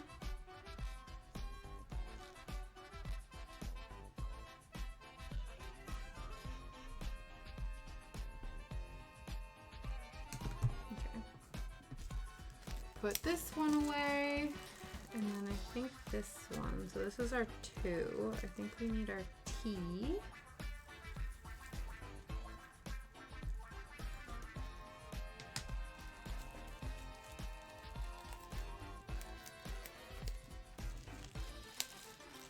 And then, what else? I think 7. So we can put, yeah, we'll put this away for now too.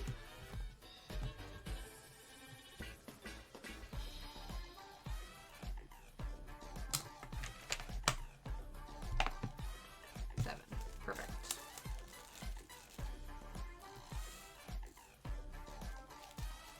And then H plus B. There's still a B. Okay, we'll stick with this for now. Okay, I don't remember what I did. Okay, this is 2 and this guy. Okay. Oops.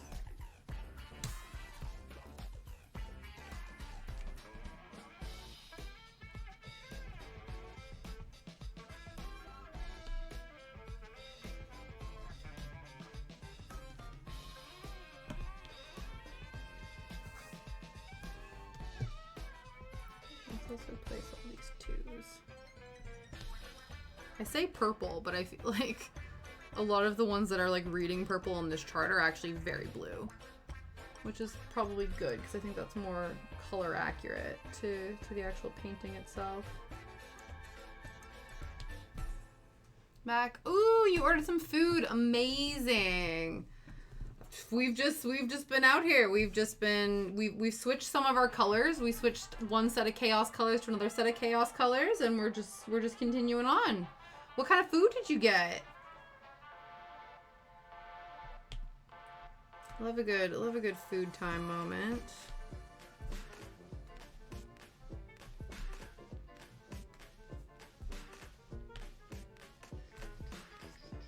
Oops.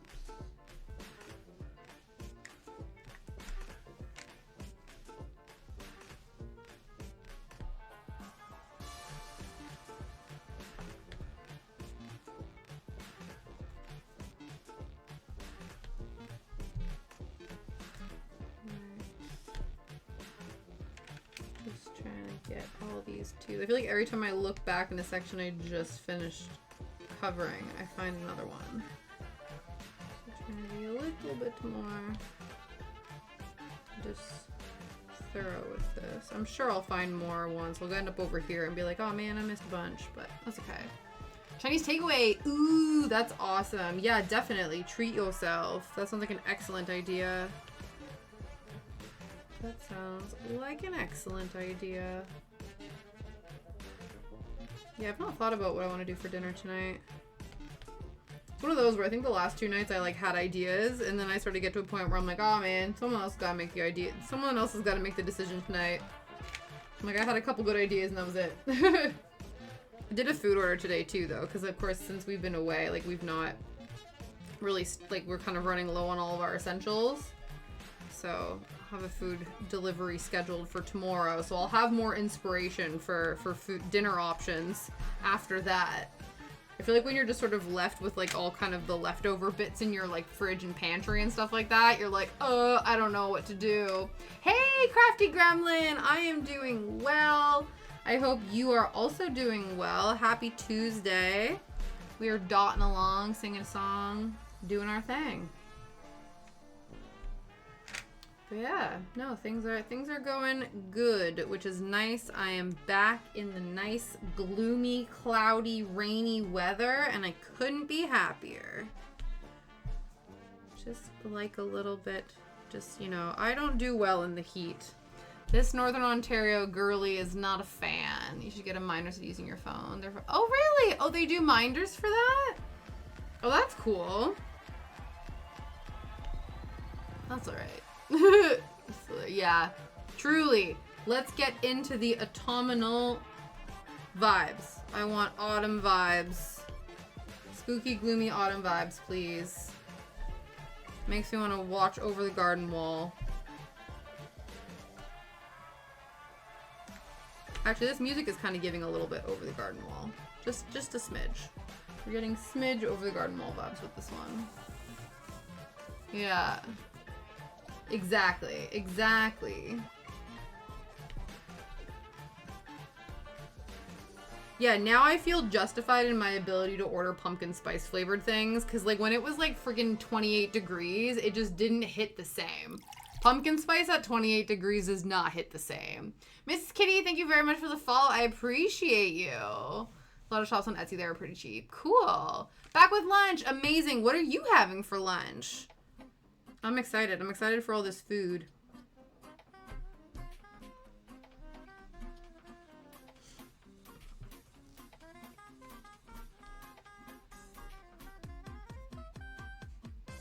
It's alright though, because at least my phone is like aesthetically fits the vibe. There's mushrooms on it. You can't really tell from where it's at, but you know, we're still on brand even if my phone is front and center.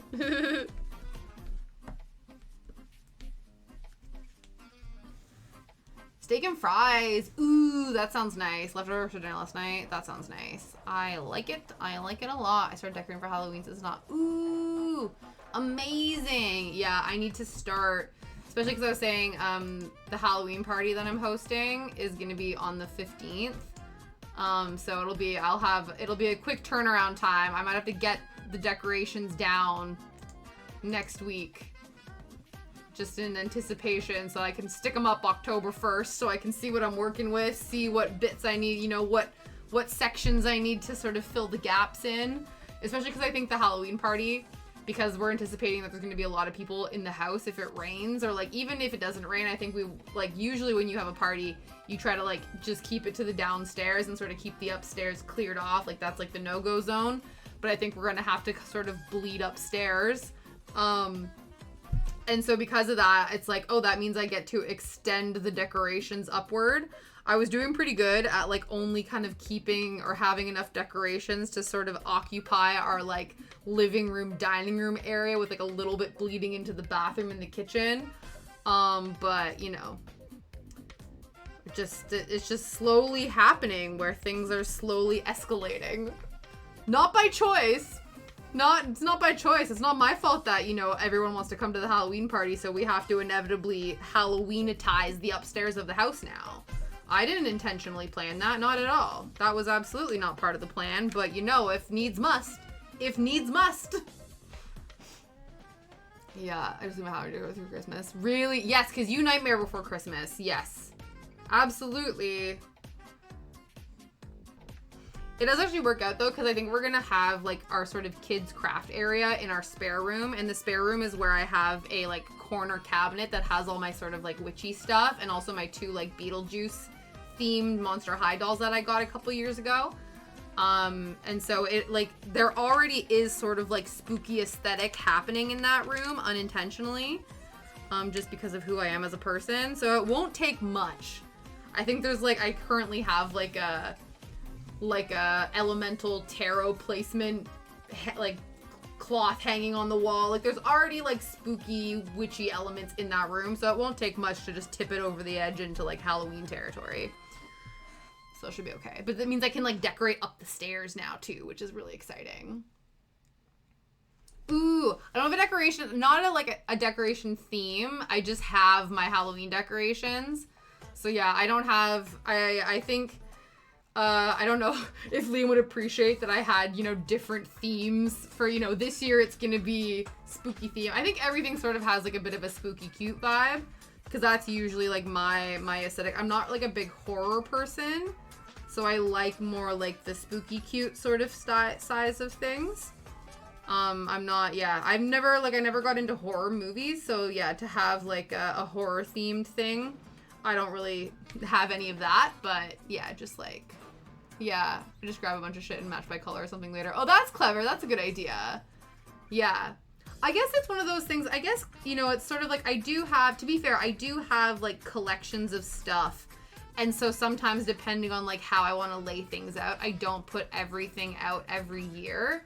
I think like the first year I had some stuff, and I got a lot of stuff from like the dollar store and the grocery store, and it was all like kind of paper and a bit like lower quality. And then next year I kind of got more like upgraded stuff, so then I made sure to put that out, so then like not all of the sort of dollar store stuff ended up being put out, because it was like kind of slowly being replaced by a bit like more higher end stuff. But I still have some of it, so I think again that will help extend up into the other room and things. Yeah. I do find though, like you totally could though, because Spirit Halloween has different like sections, right?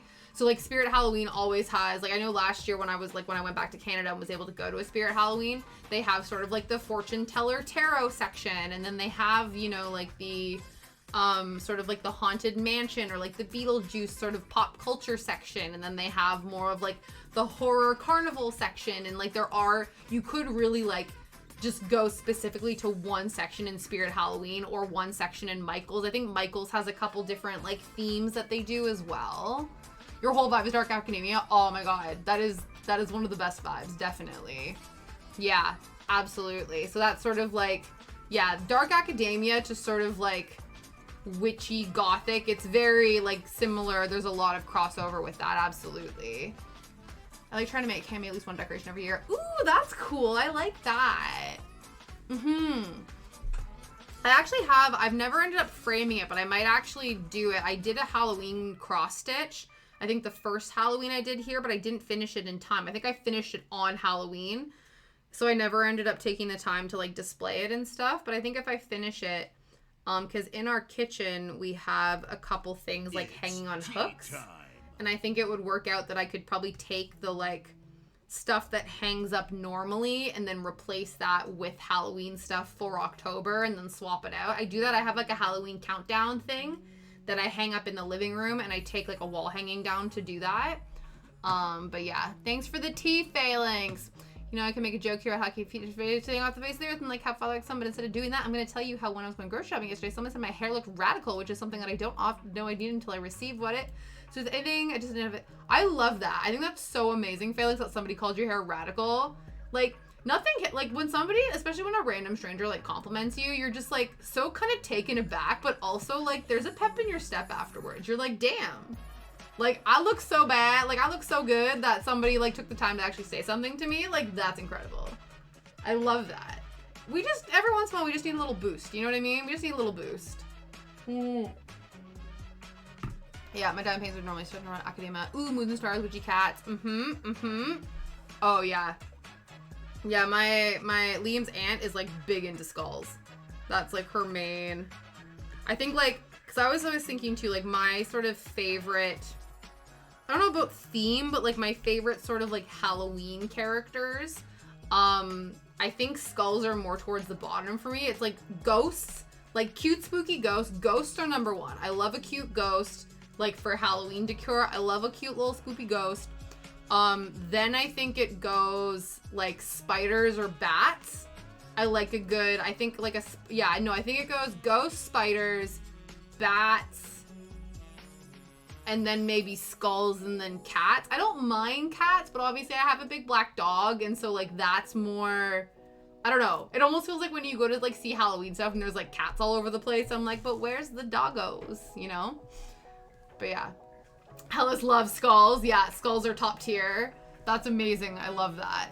Again, I do appreciate a good skull. I have a really cute skull scarf that I remember getting because it reminded me of like, I don't know if you guys remember, there was a big fad in like the 2000s where all of the like the influential girlies had like an Alexander McQueen skull scarf, and I just coveted it and thought it was so cool, but obviously I was like 13 and wasn't gonna spend bajillion dollars on a fucking scarf. So I think I found one at like Forever 21 or whatever, and I still have it because I think it makes me look like a badass when I have it.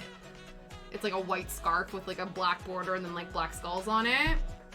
I think, do you guys know what I'm talking about? I feel like it was like the specific Alexander McQueen skull scarf. Did you really? Oh my god, I love that. Yes, exactly. Hellas knows. Hellas knows. Perfect. Mine is reversed. That's so cool. It's black with white skulls. I love that. I love that so much. Yeah, I definitely always felt like a bit of a badass when I would wear that. I have skulls in everyone in the house. Amazing. You have to be fair. Honestly, TK Maxx has brought out some amazing skulls. I like got Liam's aunt this sort of like multi-chrome, sort of like oil slick style one for her birthday, and it was like, yeah, it was very cool. When did I say I put hard work into taking care of my hair, but I spent the last 2 years growing it out. That's amazing. Oh, that's so good. But that's still like, in order to grow your hair out in a way that makes it like nice, you know what I mean? You still have to put a little bit of effort into it. So that's so good. I'm so glad. Yeah, we used to make little ghosts that had balled up tissues and hang them from string. Yeah, I remember doing that too, actually, as a kid. Yeah. This was a customer in a shop we work at, like, her tattoos, and she had them everywhere on her. She was taken aback. Oh, really? Oh, that's so cool. I love that. To be fair, actually, when we were flying home, I saw a couple of dudes with some, like, ghosty tattoos, and I kept going to them. I'm like, there's a ghost. There's a ghost tat. There's a ghost tat. I love spotting ghosties on people. I'm like, fellow little ghosty lovers. Yeah. I had to fight a woman for this lamp. She tried to take it out of my car. It's from TJ Maxx. Really? That's badass. That's very cool. Oh my god. Yeah, rightfully so. Rightfully so. If she wouldn't have stepped off, you would have punched her in the boob. That's for damn sure. Worth it. Worth that fight. Worth that fight. Absolutely. Okay, remember this is 2s and...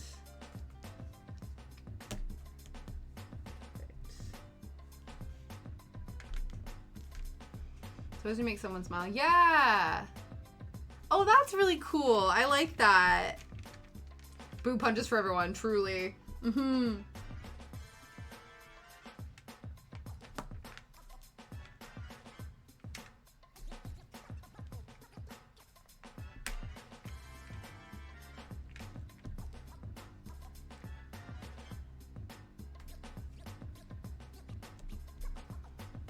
Yeah, I've planned out, so like I think I told you guys with the potluck to make it more interesting. This is basically, it sounded really funny because I was talking to my friend about this, like Aurora, because she was like, so you need to explain potluck to me. And then I was like talking to her about it, and she goes, so the competition component, is that part of a potluck? And I was like, no, that's just my spin on it. And I said, basically, that's a way for me to motivate certain people that I'm thinking of that might not put any effort into this potluck if I don't incentivize them with a spooky gift basket. Basically, strategically, there's a specific, like, again, not naming names, there's a couple people that I'm thinking of that if I didn't entice them with the idea of winning a gift basket full of Halloween swag, they would just show up with, like, a bunch of bottles of, like, soda pop and call it a day. You know what I mean? And so I'm like, I want to, like, try to encourage people's creativity and, like, thinking outside the box and trying new things and stuff like that, right? And so, yeah.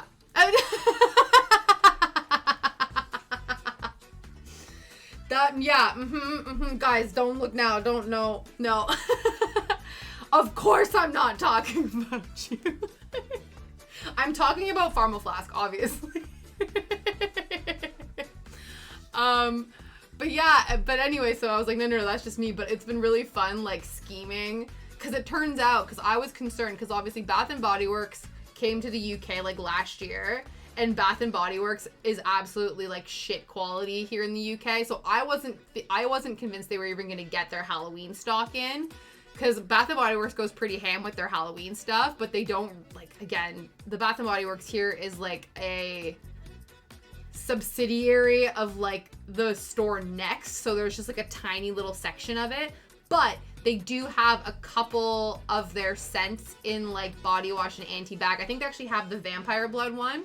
So they brought that one out last year. And so I'm like, oh, I'm going to have, like a Halloween basket from, like a themed, like, treat basket. And then I'm going to put, like, a Halloween candle from TK Maxx in there. I'm going to put, like, a skull drinking glass from Hobbycraft. And then I'm going to get a couple of, like, the smelly soaps or hand lotions from Bath & Body Works that are, like, spooky themed and stuff like that. So I want to try to get pieces from, like, all the different kind of stores that will do something in the UK. And yeah, so it's going to be, there's going to be 2 categories. So it'll be, like, best dish that someone brings, like, taste wise. And then one will be, like, most on theme. So people will vote of, like, who's gone, like, you know what I mean? Because in that way too, some people might, like, have a really good dish but don't know how to, like, make it Halloween themed. So I don't want them to all have to be Halloween themed. You can go just purely based on taste, but also there's an option to, like, be creative and, like, make things more spooky like. And then yeah, so then people will vote and we'll stick them in a little bag, and at the end of the party we will draw names, and each, you know, whoever has most spooky food and most tasty food will win a little spooky gift basket. So I'm really excited to go and, like, collect the supplies for that, which I'm very excited about. I went, nuh-uh, don't touch, and she kept going for it, so I had to grab it. Wow. Truly. Yeah, you don't reach into somebody's cart. That's a no-go. That's truly a no-go. Yeah, spooky and tasty. Yeah, could you imagine? I feel though, like, could you imagine if somebody won both?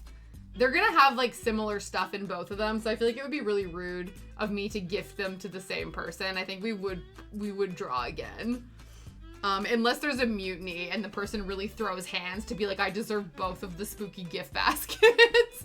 But I don't think people are gonna be that intense about it. Hopefully. Who knows? Who knows? Mutiny, right? Yeah. Okay, yeah, Hellas will throw hands. Hellas will throw hands. Yeah. But no, we'll see. It'll be good. Yeah, all the baskets. All the baskets.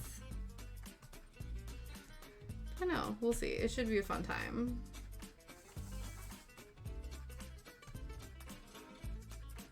It's also good too because the other week Liam went and picked up the patio furniture that we inherited from his aunt and uncle. So we actually have, like, seating and stuff like that. So it should be good. It should be fun. Yeah, Soup's chill, not intense at all. If they're willing to throw hands, yeah, it's true. It's true, right? If they're willing to throw down for a spoopy gift basket, Who am I to get in the way? Absolutely.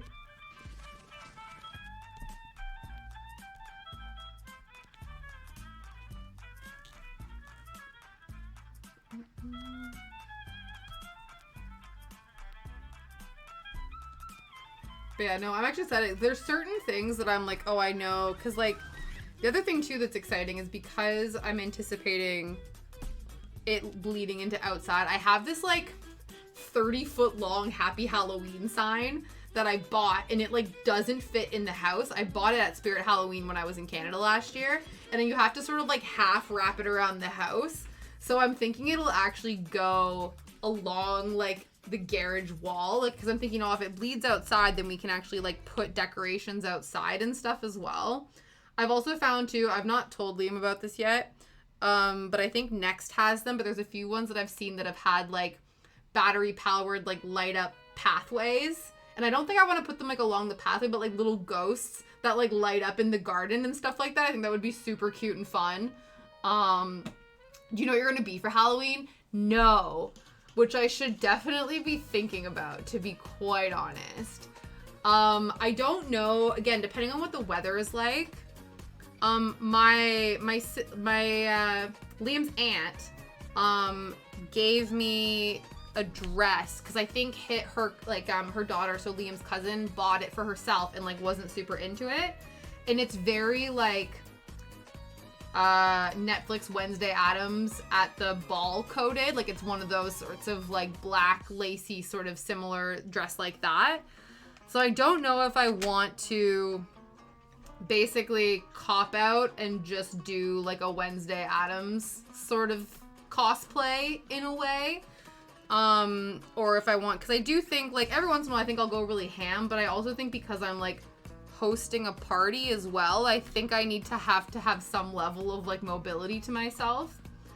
But I do have, to be fair, I do have sort of like a 90s sort of Wednesday Addams dress that I got from Zara years ago that I usually wear. And in the past I've done, like, makeup that makes my face, like, look like a cracked doll. So I think that would be something that I might do. Like, I might try to go the more, like, makeup route with, like, wearing something. I also do have little, like bobby pins that say sparkly, like, trick or treat on them. So I might just do sort of those sorts of things. If they're private costumes, not currently, but I wonder if there should be. Yeah, currently, no. I think I've been so focused on just making sure people bring food that I've not even considered that awesome. Like, that option. But I should. I know you can buy, yeah. Theoretically, how many gift bags could a person win? Could you imagine? Yeah, clean sweep. Yeah. I could pick up, like, a little something, I think. The only thing, though, because I feel like, I don't know, I don't want to, because, like, kids and dogs are coming, you know that if it's, like, for best costume, it's gonna go to a child if they've dressed up. It feels like a dick move to be like, no, it's not for the, it's, you know what I mean? I don't know, we'll see.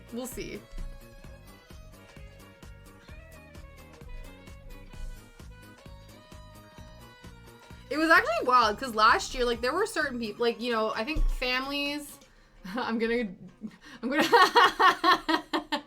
honestly, that also works. They gotta learn it's a tough world out there. Yeah, having kids in and out. That's true. I could have best dressed child and best dressed adult. That is also fair. That's fair. We could do that, definitely.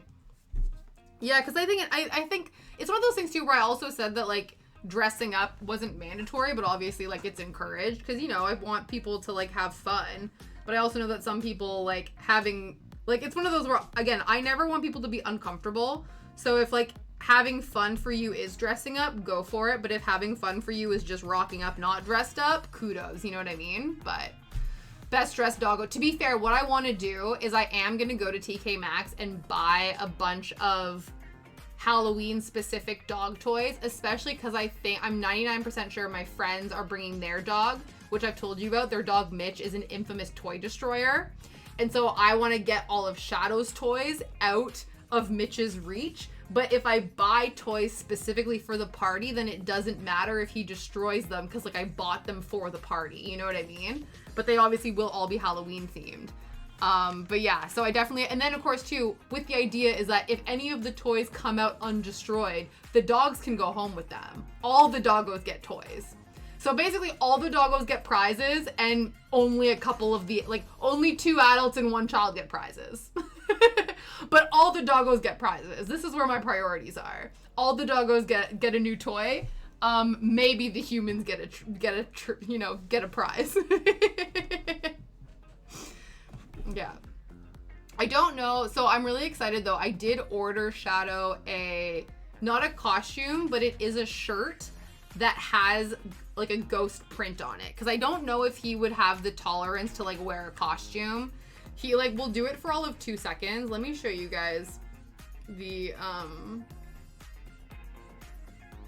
like pattern that I picked up for him. But yeah, so I bought him this like doggy shirt. So I figured at least if he's dressed up like on brand for Spoopy, then it's like okay. You know what I mean? So see, this is the outfit. I don't know if you can really see. But yeah, so he's got like little ghosties on his shirt. I almost bought like there was also like a potion one. But I was like, it's too expensive for me to get both. So I just got the ghost one because obviously I'm a big fan of ghosties. So when that, hopefully, I think that will arrive on time because she custom makes them all. So yeah, he's going to get a little doggy, like a little ghosty shirt to wear to the party and also just to wear in general. Because he is still enjoying his jammies because he got really cold the night before. So we made sure to put his pajamas on last night. Though he really is not a fan of me taking them off. Like in the sense that he hates having to like bend his leg, like his front legs and stick them in there. So I think I might have to try to modify his pajamas because he lets me take the back legs in and out no problem. But the front ones, he like really doesn't like having them move. And so this shirt that we're ordering, first of all, I think it's really good that she designed them that there's not 2 individual leg holes for the dogs. It's just the legs go in just one single large hole, which I think is really good. And then you could also pay extra for them to modify it to put almost like a strap, like a Velcro strap over the sort of chest portion.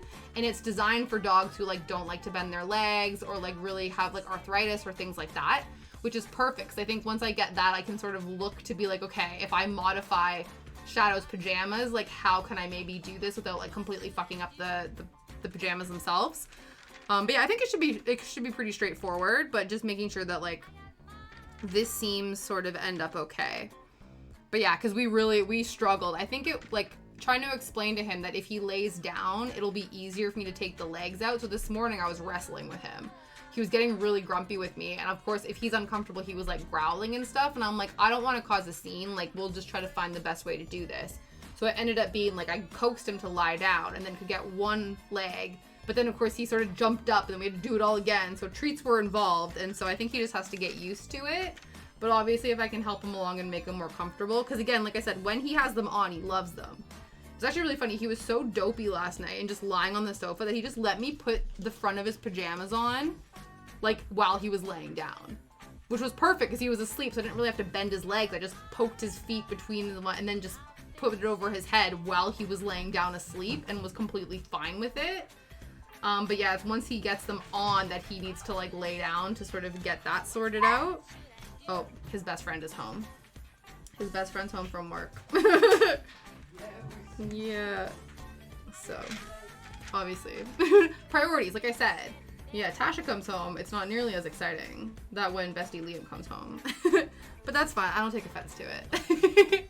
I only like provide for him and like give him food and take him for walks and whatever. But like, it's fine. Liam's the favorite. I accept that. No, it's all good. But yeah. So we'll see. But yeah, I'm really excited for his spoopy little shirt to arrive. But you're right. We might need to up the stakes, if you will, and have best costume for a couple of them.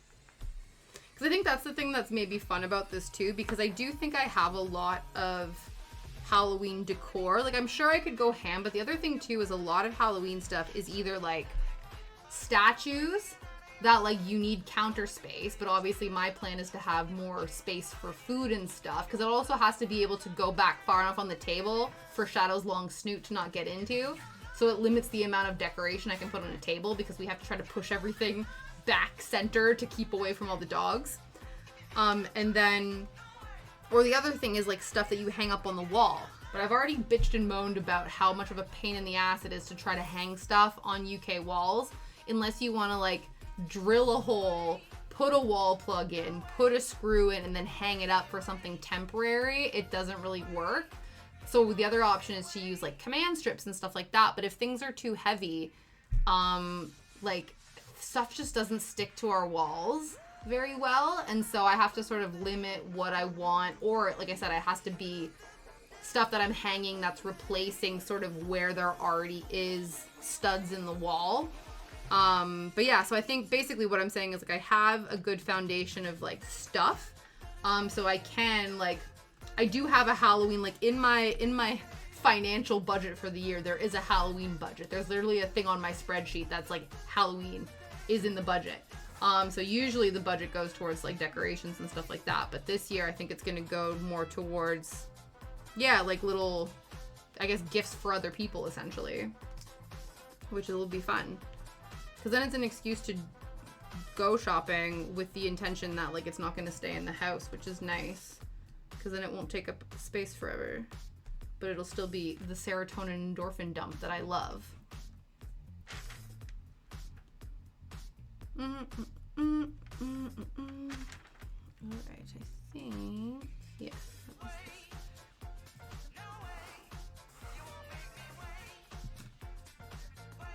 Oh, nope, we're all out of tea. Water time.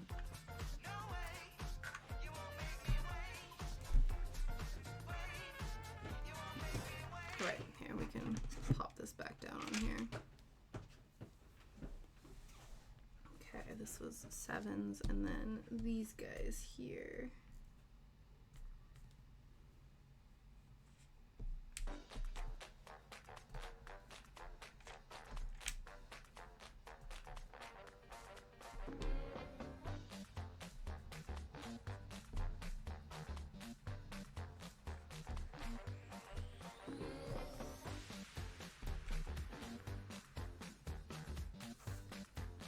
Ooh.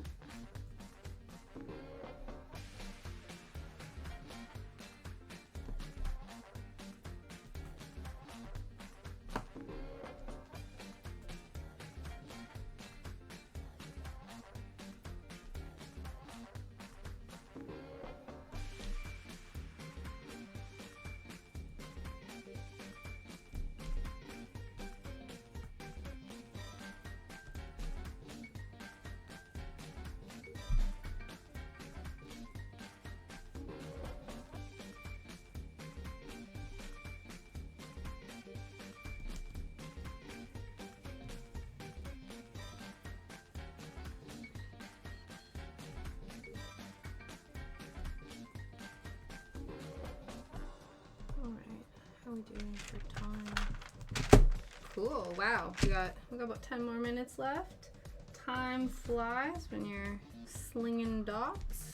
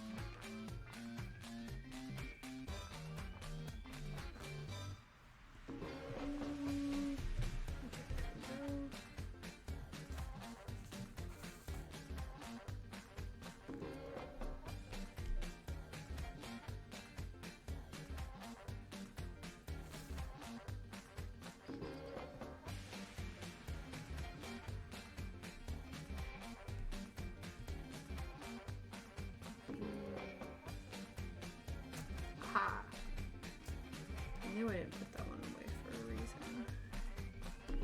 Perfect.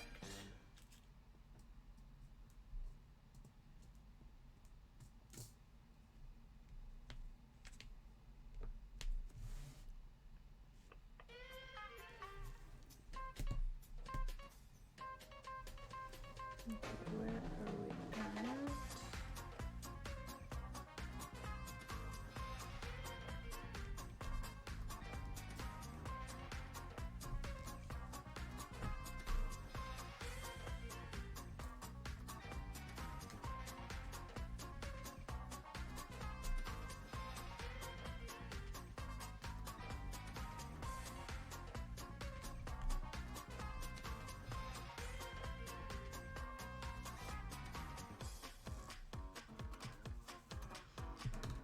More of the greens. Let's try and get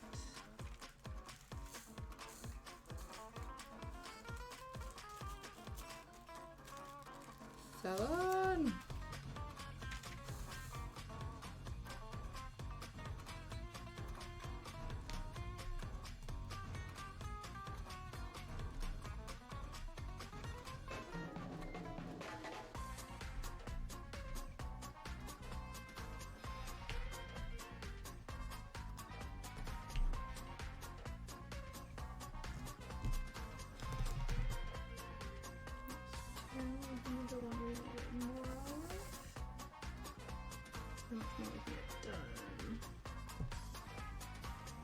So next stream is Thursday, and we're going to be cross-stitching. We're going to work more on Howl's Moving Castle in anticipation for the Studio Ghibli concert that I'm going to be going to on Friday, which is going to be so exciting. But it felt appropriate that if I'm not going to be, you know, if I'm not stitching Ghibli before Ghibli, that just didn't feel right. But obviously we will resume working on this again at some point, because we still have a long way to go. We still have many dots to place. So many dots, so little time. But it's been good.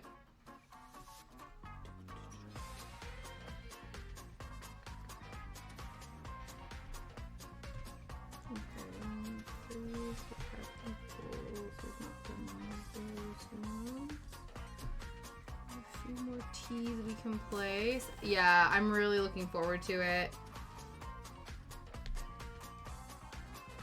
Yeah, it'll be a lot of fun. The only thing though is because it starts at 6, I think I have to get down there early enough and sort of like we need to eat on the go. Like there's not gonna be, because I think Liam finishes work and then we're gonna have to like take time to get there, and then so we'll have to grab some food on the go, which will be fine. But so many dots, little time. My pixel art crew. Yeah, I was gonna say the transferable sentiment. Absolutely. This basically is sort of like physical pixel art in a way. All these little dots could be perceived as pixels, essentially.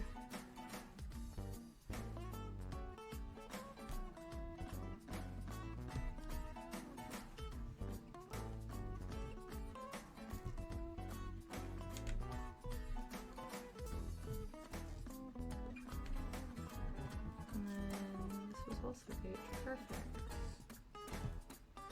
I knew there was a reason I kept these guys out.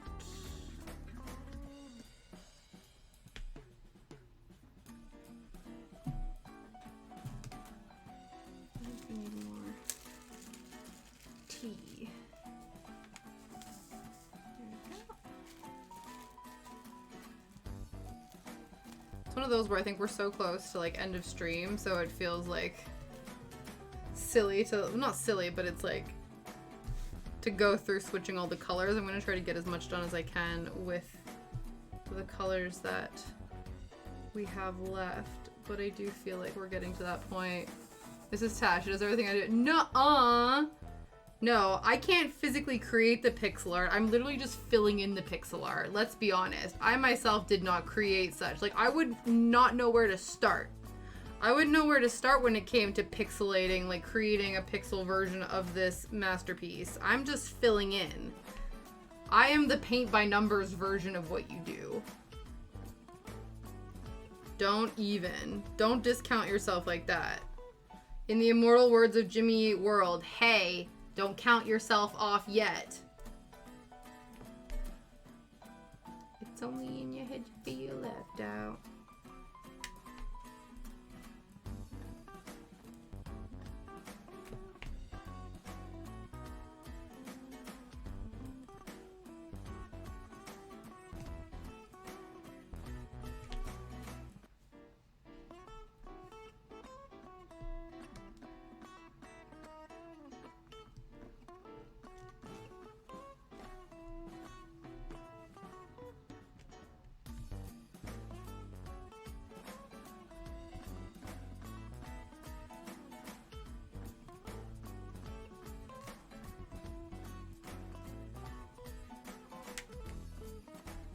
Took me quite literally 3 years to make a person, so this race is a lot closer than you think it is. Fair enough. Again though, like I said, I'm just coloring in the lines.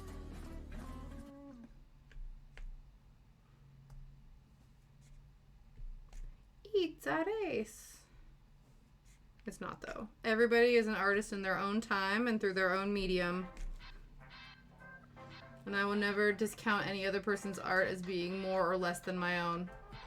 Everybody's art is valid and unique and special to them, and that is what is the most important.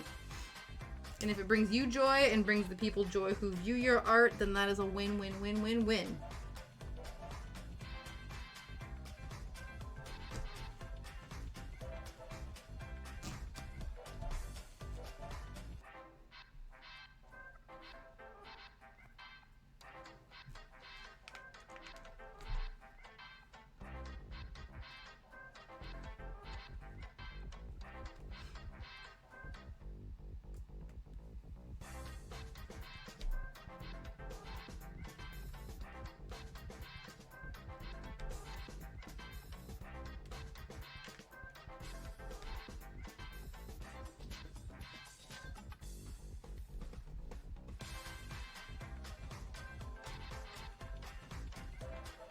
You exactly. Not nuh-uh.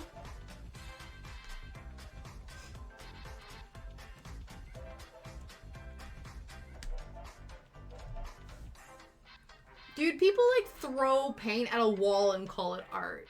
You know what I mean? So like, I feel like artist can be loosely defined to mean almost anything. So the fact that you're calling yourself a fraudulent artist, like, nah, dude.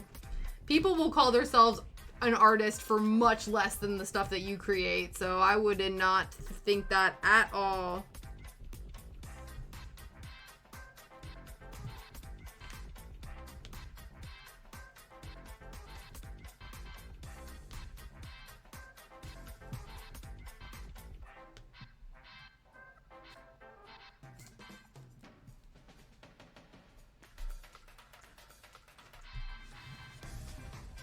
Nuh-uh. You just tell yourself that. I'm never gonna validate your negative emotions about your own artwork.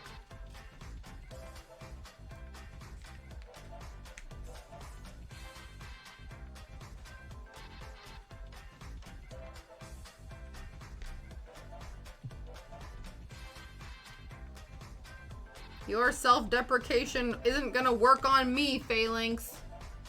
You self-deprecate all you want. I'm telling you, you are artiste, you are worthy, and I see you.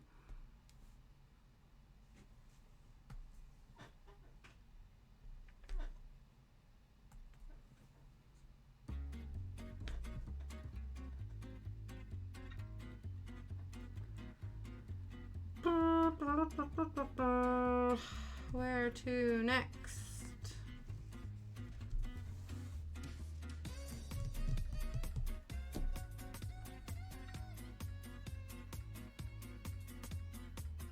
I think we ultimately do need to make a transfer, but we have reached the top of the hour, so I will do that on my own time. So if anybody have any words are hard. If anyone has any raid suggestions, let me know. If not, we'll go and see which of our fabulous friends is online currently, and we will go and show them some love. And like I said, we will be back here on Thursday, but we will be cross-stitching, so a different sort of pixel, essentially. A different sort of pixelated atmosphere. Faux show. Let's go and see who's around. I think Angelic Dreamer's online. I wouldn't be surprised if they were, I don't know, they usually start before us. What's Saul doing? I feel like we've not gone to see Saul in a minute. We can go say hello to him. Yeah, I got Art by Seven. Oh, Art by Seven's also online. Very good. Oh, what is Saul doing? I assume he's doing some point and click adventure game, but I don't know of what type.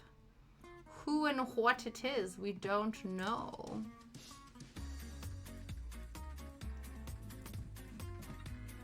Tal's Noir. That looks fun. First playthrough.